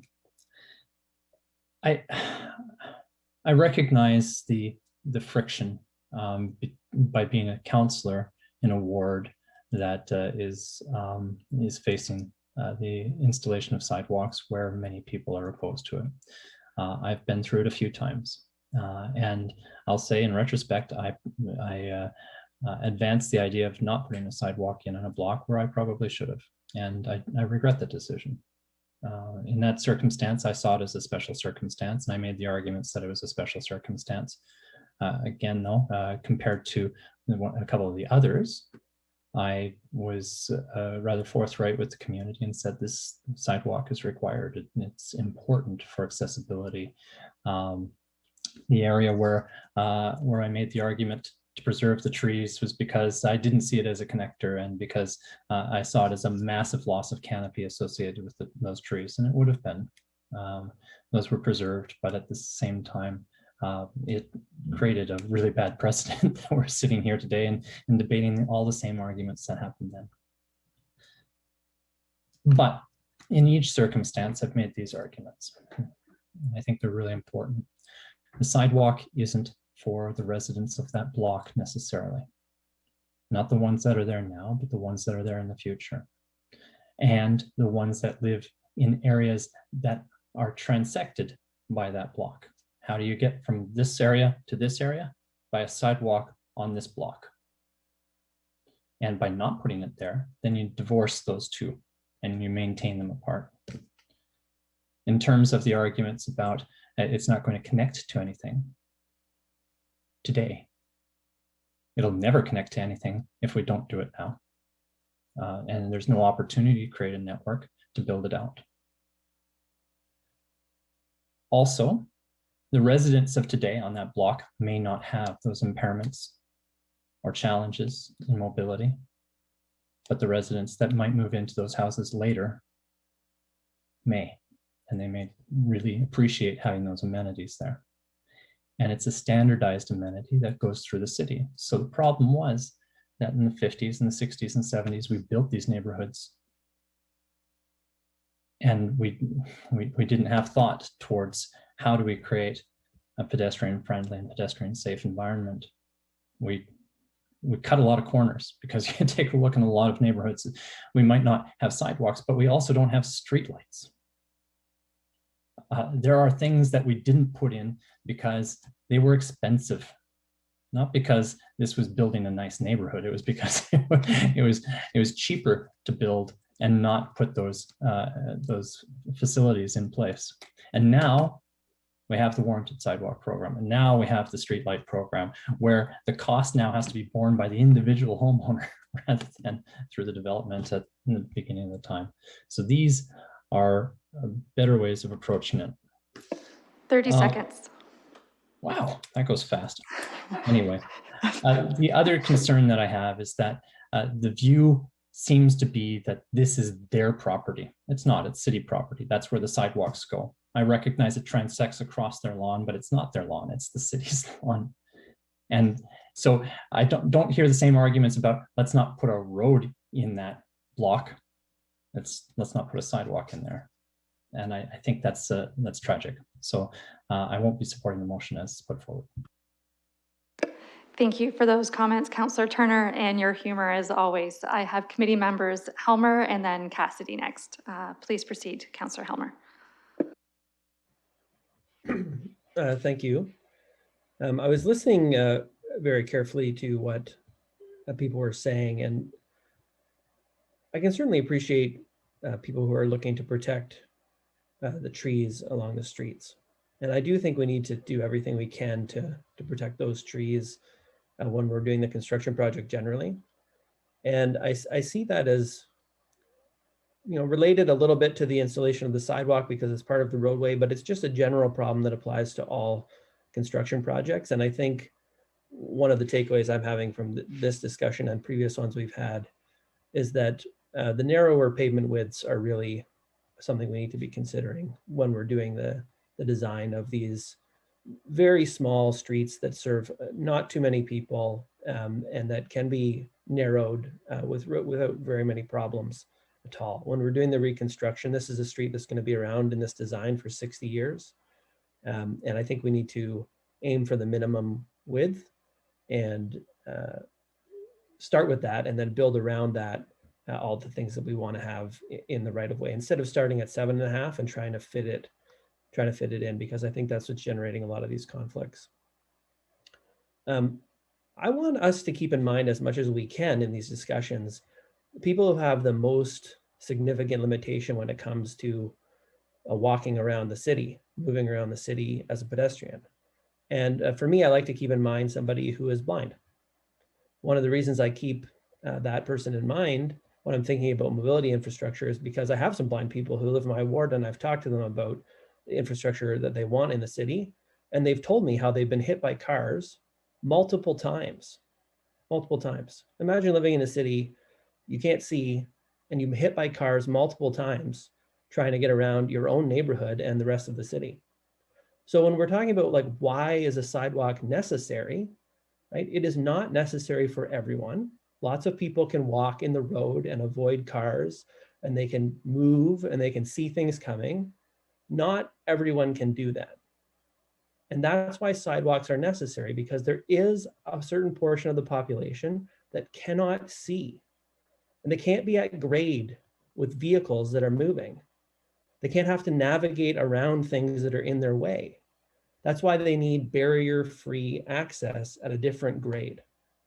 So, I mean, there are ways of designing streets that don't have the grade changes and are safe. We've done something like that down in Dundas Place.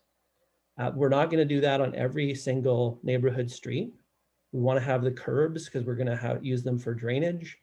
If we're going to have curbs, we're going to have sidewalks. Why are we going to have sidewalks? Because we have to design for the person who has the most restrictions. So there are people who have different kinds of disabilities and they can navigate streets as well. And for many of them, we heard today that the smoother pavement and the better snow clearing is preferred for them. So adding a sidewalk just increases the range of options. So for some people, the sidewalk is their only option to get around safely. And that was the point that Dr. Preston was making. He was really driving that home, is that you have to design for the person who has the most restrictions on their movement. And if it's safe for them, it's going to be safe for everybody. And other people have more options than they do. And that's fine. So, that's why the sidewalks are necessary. That's why we should not be granting exemptions, because what we have is a really good example of selection effect, right? So we have entire neighborhoods where no one is saying I need a sidewalk because I'm blind. Why is that? Because they're neighborhoods that don't have sidewalks.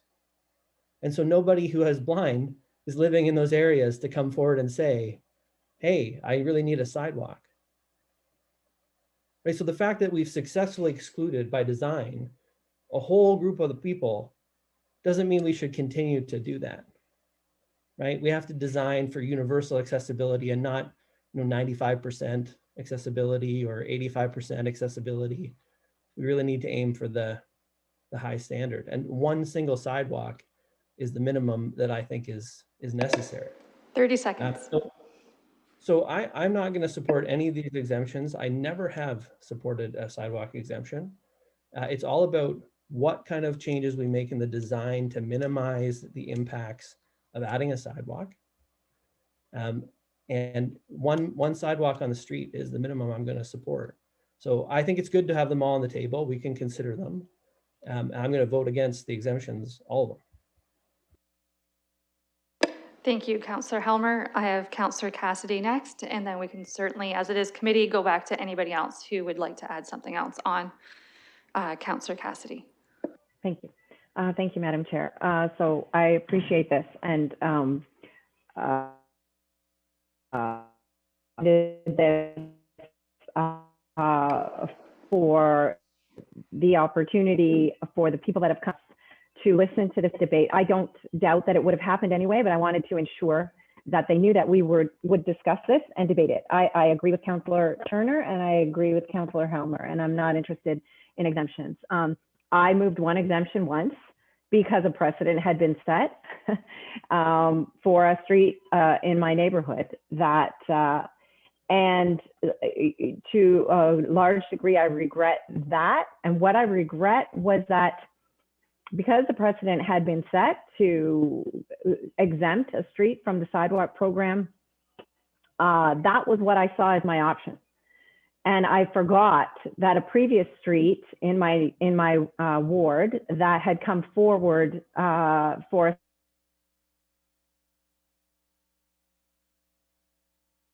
because I worked with the neighborhood and I worked with city staff, and we found solutions to make that sidewalk better for the neighborhood.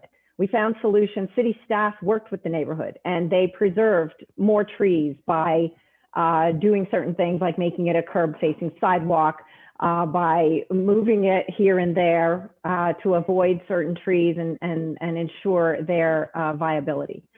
So that's what I should have done on the second street from Ward 5 that came forward for a sidewalk, rather than putting it forward for an exemption. It would have been an excellent candidate for some of the solutions that Councillor Helmer has proposed and that we passed earlier. I agree with Councillor Helmer wholeheartedly on, and as explained by Mr. Preston, the disabled community is not a monolith, absolutely. And so therefore, we create policies for the most vulnerable. We don't create policies and exclude the most vulnerable. My father is blind. My father doesn't live in London. He lives in a community, though, in a neighborhood where there are no sidewalks. And not only is he blind, his mobility is very compromised. And yet we walk every single day. Whoever's caring for him on that day walks with him. And I hate the roads with no sidewalks. I fear for his life on the roads with no sidewalks. And even though somebody is with him, usually, sometimes he forgets a hat or a pair of gloves. And being very assertive, he doesn't like to walk back and get the gloves. So he keeps walking alone, blind, while his caregiver runs back to get the gloves or the hat. I'm terrified on those rare occasions when that happens. I myself walk in a neighborhood. I walk my dog, and sometimes I walk at night. And I walk in those very neighborhoods where there are no sidewalks and there are no street lights. And I fear, because I'm not visible always at night, somebody might take their attention off the road for a split second. Their phone might ring. They want to change their radio station. I can never believe that walking on the road is ever safer than walking on a sidewalk. If the sidewalks are not great, if they need repairs, or if they're not designed properly, then we need to do a better job. And we have done a better job. We passed in our budget improving our winter maintenance. So we will be clearing sidewalks in a better way going forward than we have in the past. What we do is we improve the sidewalks. We don't take them out altogether. That's the false dichotomy that we have been presented with and that we have accepted in the past. It's not 30 a seconds. sidewalk or no sidewalk. It's let's do our sidewalks better. And our neighborhoods, as Councillor Turner alluded to, they belong to everyone in London. We take ownership when we live in a neighborhood, absolutely. The neighborhoods belong to all Londoners, and all Londoners of all abilities should be able to walk safely in our neighborhoods without having to watch for cars. Thank you. Councillor Van Meerbergen. Thank you, Chair. With respect to Bartlett, and firstly, I want to do a shout out to Darlene Cuthbert, who's been working tirelessly with the neighbors and indeed all the neighbors on Bartlett. But just to give you maybe a better lay of the land of what we're talking about in this particular instance, and thanks to 21st Century Graphics and my excessive talents, I'm going to show you. This is basically what you're dealing with: two collector streets. And you've got two collector streets, Viscount and Barclay, and between them are Kinnear and Bartlett. And it's kind of an interesting little design, but I think it was Councillor Turner mentioned the issue of connectivity. There is an existing sidewalk that was built when this subdivision was built in the early 70s. And that sidewalk runs along Kinnear and part of Bartlett where it connects. So you can go straight from Viscount to Bartlett and vice versa. And it's equidistant. Putting in a sidewalk on Bartlett does not create an advantage for people that want to cross through this particular area to another area. So that does exist already. This is the very definition of what a local back street is. I was out there, as I mentioned earlier last week. I was standing there for about an hour and a half. There was maybe 2, possibly 3 vehicles in that time. The kids play on the road. Everybody feels safe. I've represented this area for almost 14 years. I've never once had a call saying, please give us a sidewalk. And I would venture to say that's probably the same in all the streets we're talking about today. So once again, I will be voting no to all of these because they're simply not warranted. And frankly, it's an expensive payout for something that has a negative consequence. Thank you for that. Looking to other committee or council members for any other questions or comments before we start calling the vote.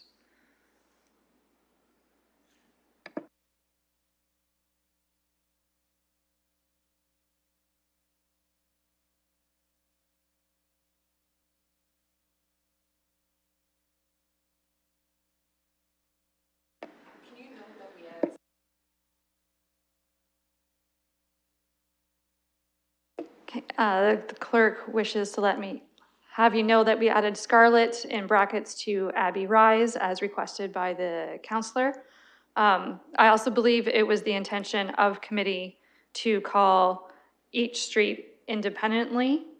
So just making sure that's how we wish to proceed before we open eScribe, and we would go through each of the streets independently to make sure we're clear on what we're voting on. Councillor Cassidy.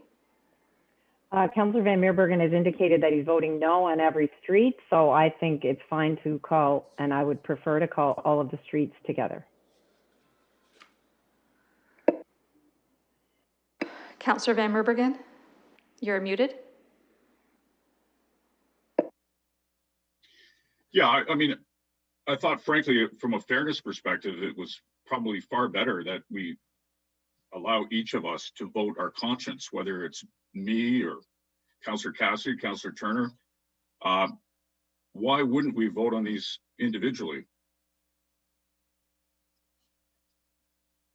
Okay, Councillor Cassidy, are you okay if they're called individually, or?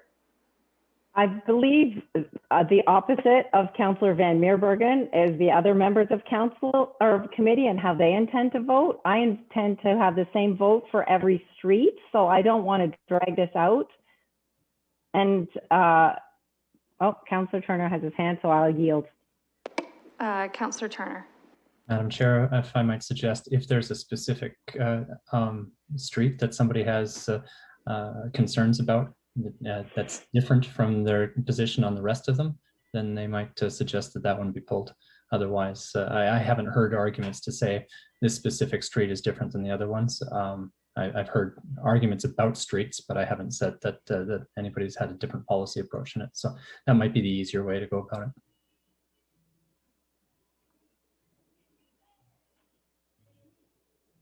it. Sorry, I'm just contemplating when we get to council, what would be the easiest way to facilitate this conversation in that space, recognizing that council night is also full of other good things that we've already decided at Civic Works, like Dundas cycling and other things. Councillor Squire.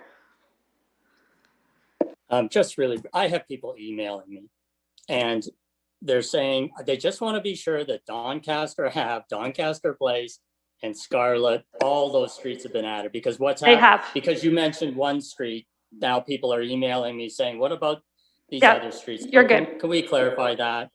Yes, it is separate. The clerk can read out the full wording. No, you don't have to, as long as Doncaster Ave, Doncaster Place, and Scarlett are added. And if I could just help the committee, I think Councillor Cassidy's right. It appears to me the vote is going to be all one way and all the other. And why would you need to pull each street separately? But that's just me watching as an interested spectator, shall I say. Thank you, Councillor Squire, for those comments and spectating with us today. The clerk's just going to make a comment in regards to this item. Thank you, Madam Chair. I just want to confirm with respect to Scarlett, what we've put is Abbey Rise, and then in brackets, plus Scarlett connection to Winchwood. And then we have added Doncaster Avenue and Doncaster Place. Yeah, that's right. But I have to say, Madam Clerk, you badly messed up the street of my birth. It's not called Winchwood, it's Wishwood. So I'm hurt by that, but I will get over it.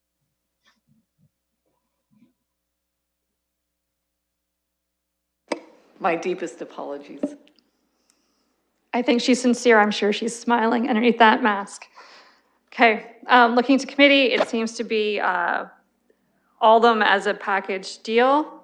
I'll have the clerk read out precisely what's in front of us, just for those at home.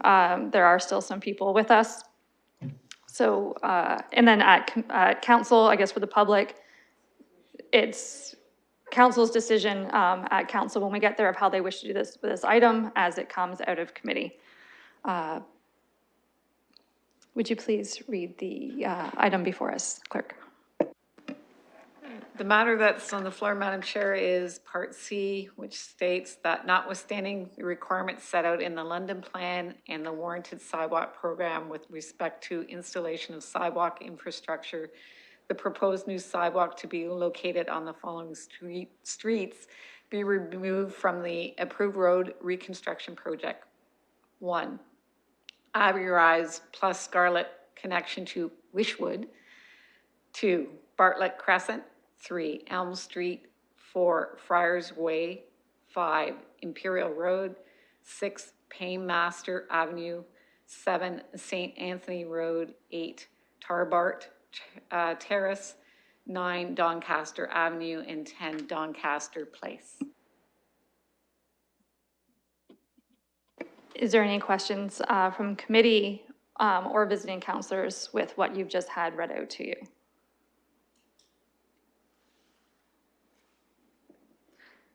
Seeing Councillor Van Merbegen, I'll recognize you. Thank you, Chair. I just want to confirm. So the thinking is to vote on this as one holus bolus motion. Is that correct? That is completely correct. That's what is before you at this moment. Okay, and I can work with that, but I would like to pull Bartlett to be called separately. And I think we can pull things without a second, if I'm not mistaken. Like in terms of calling separately. Yeah, it would be the same mover and seconder. It would just be called separate from the list.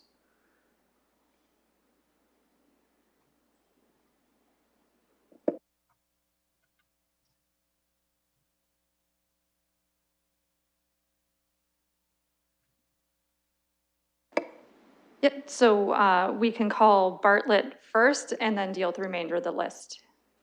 The clerk could prepare that wording. And it is ready if we are ready. Councillor Van Meerbergen? Yeah, I just want to confirm as well. So in this particular motion, we would be voting in the affirmative to have streets exempted. That is correct. And I also want to confirm that this will, by exempting certain sidewalks or all the sidewalks that are proposed, it in no way hinders the actual road construction. Mr. McCray, could you just verify that a sidewalk one way or another would not stop a street reconstruction project? That is my understanding of the motion, that the street reconstruction would proceed, but without a sidewalk, if I heard it correctly. Councillor Van Meerbergen? Thank you. Okay. Okay, seeing nothing further from committee, we will be opening an e-scribe the vote for Bartlett first, and then we'll proceed with the remainder.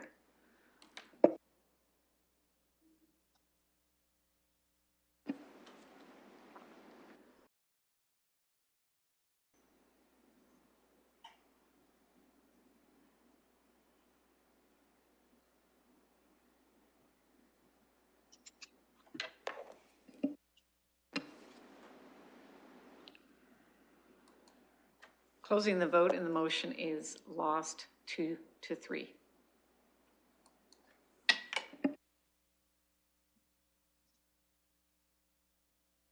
Councillor Cassidy? You're muted.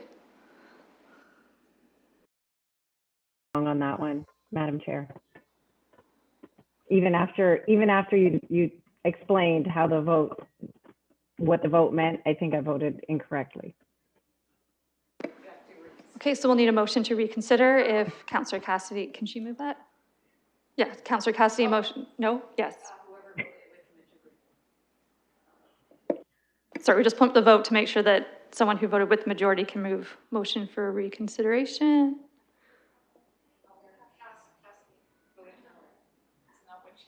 Councillor Cassidy, you had voted no on that. Was your intent to vote something else?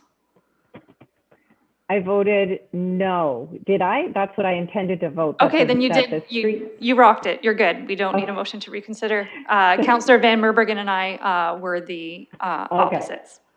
Thank you, and I apologize for delaying. That's okay. You saved us from doing it again to do the same thing. So perfect.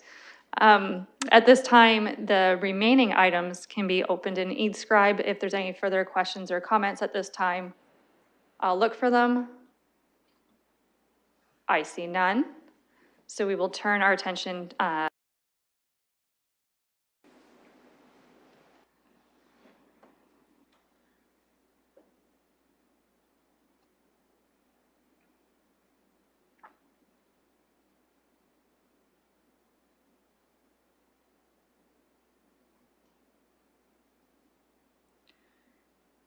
Closing the vote, and the motion is lost 1-4.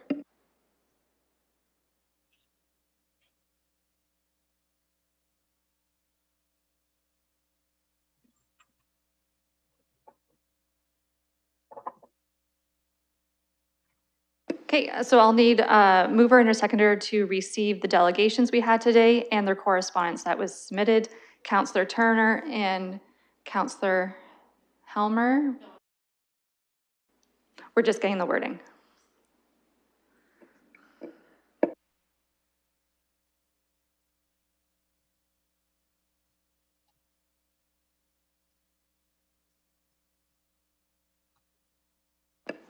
That wording will be opening in e-scribe in a moment.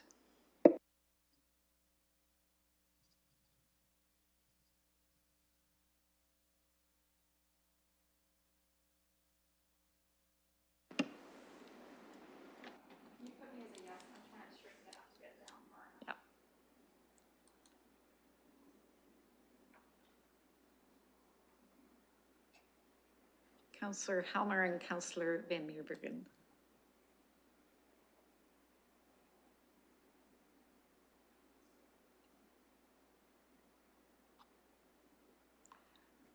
Closing the vote, the motion carries 5-0.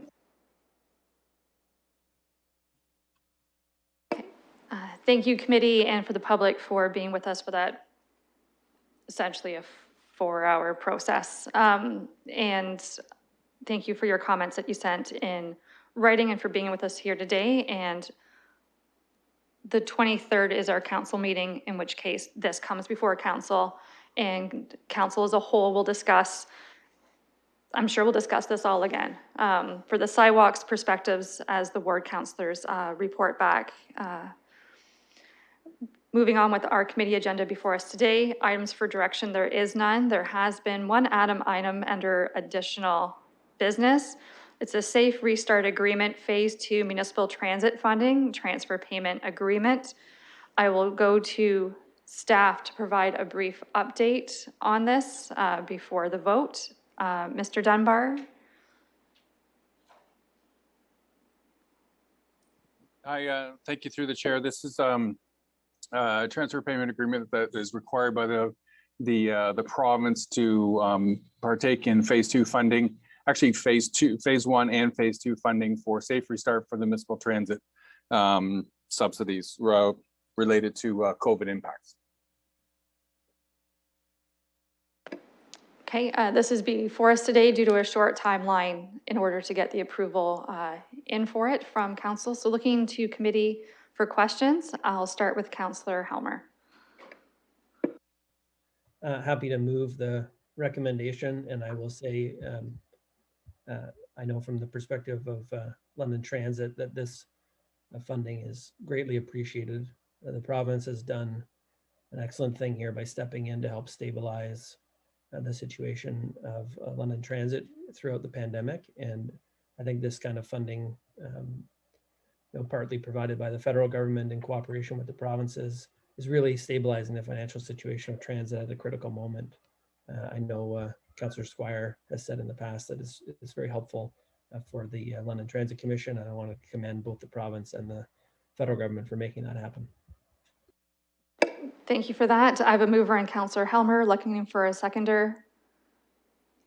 Councillor Cassidy, looking to committee for further questions or comments of Mr. Dunbar. Councillor Cassidy?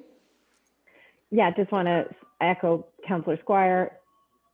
A great appreciation to the province for this recognition of the necessity of transit, the importance of transit. Our Ontario government is obviously recognizing that, and how important transit, the role that it can play in our economic recovery. It's vital. So I'm very grateful to the province for this funding. Thank you for that. I see no further questions or comments coming out of committee, and eScribe is ready. It is ready. So it's going to be opening for the vote. It is open now. Please proceed.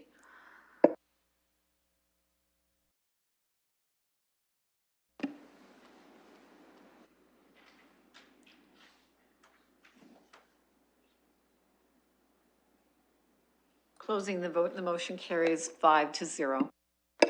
Thank you, Mr. Dunbar, for being with us today as we took care of Londoners first and then followed up with official things. So that is passed. Seeing additional business, we're looking for a motion to adjourn. Moved by Councillor Van Meerbergen, seconded by Councillor Turner.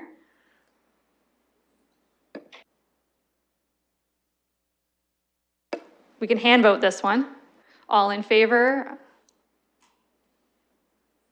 Motion carries. Perfect. Thank you everyone for your time today. I wish you a good remainder of your week, and I will see you next week for council.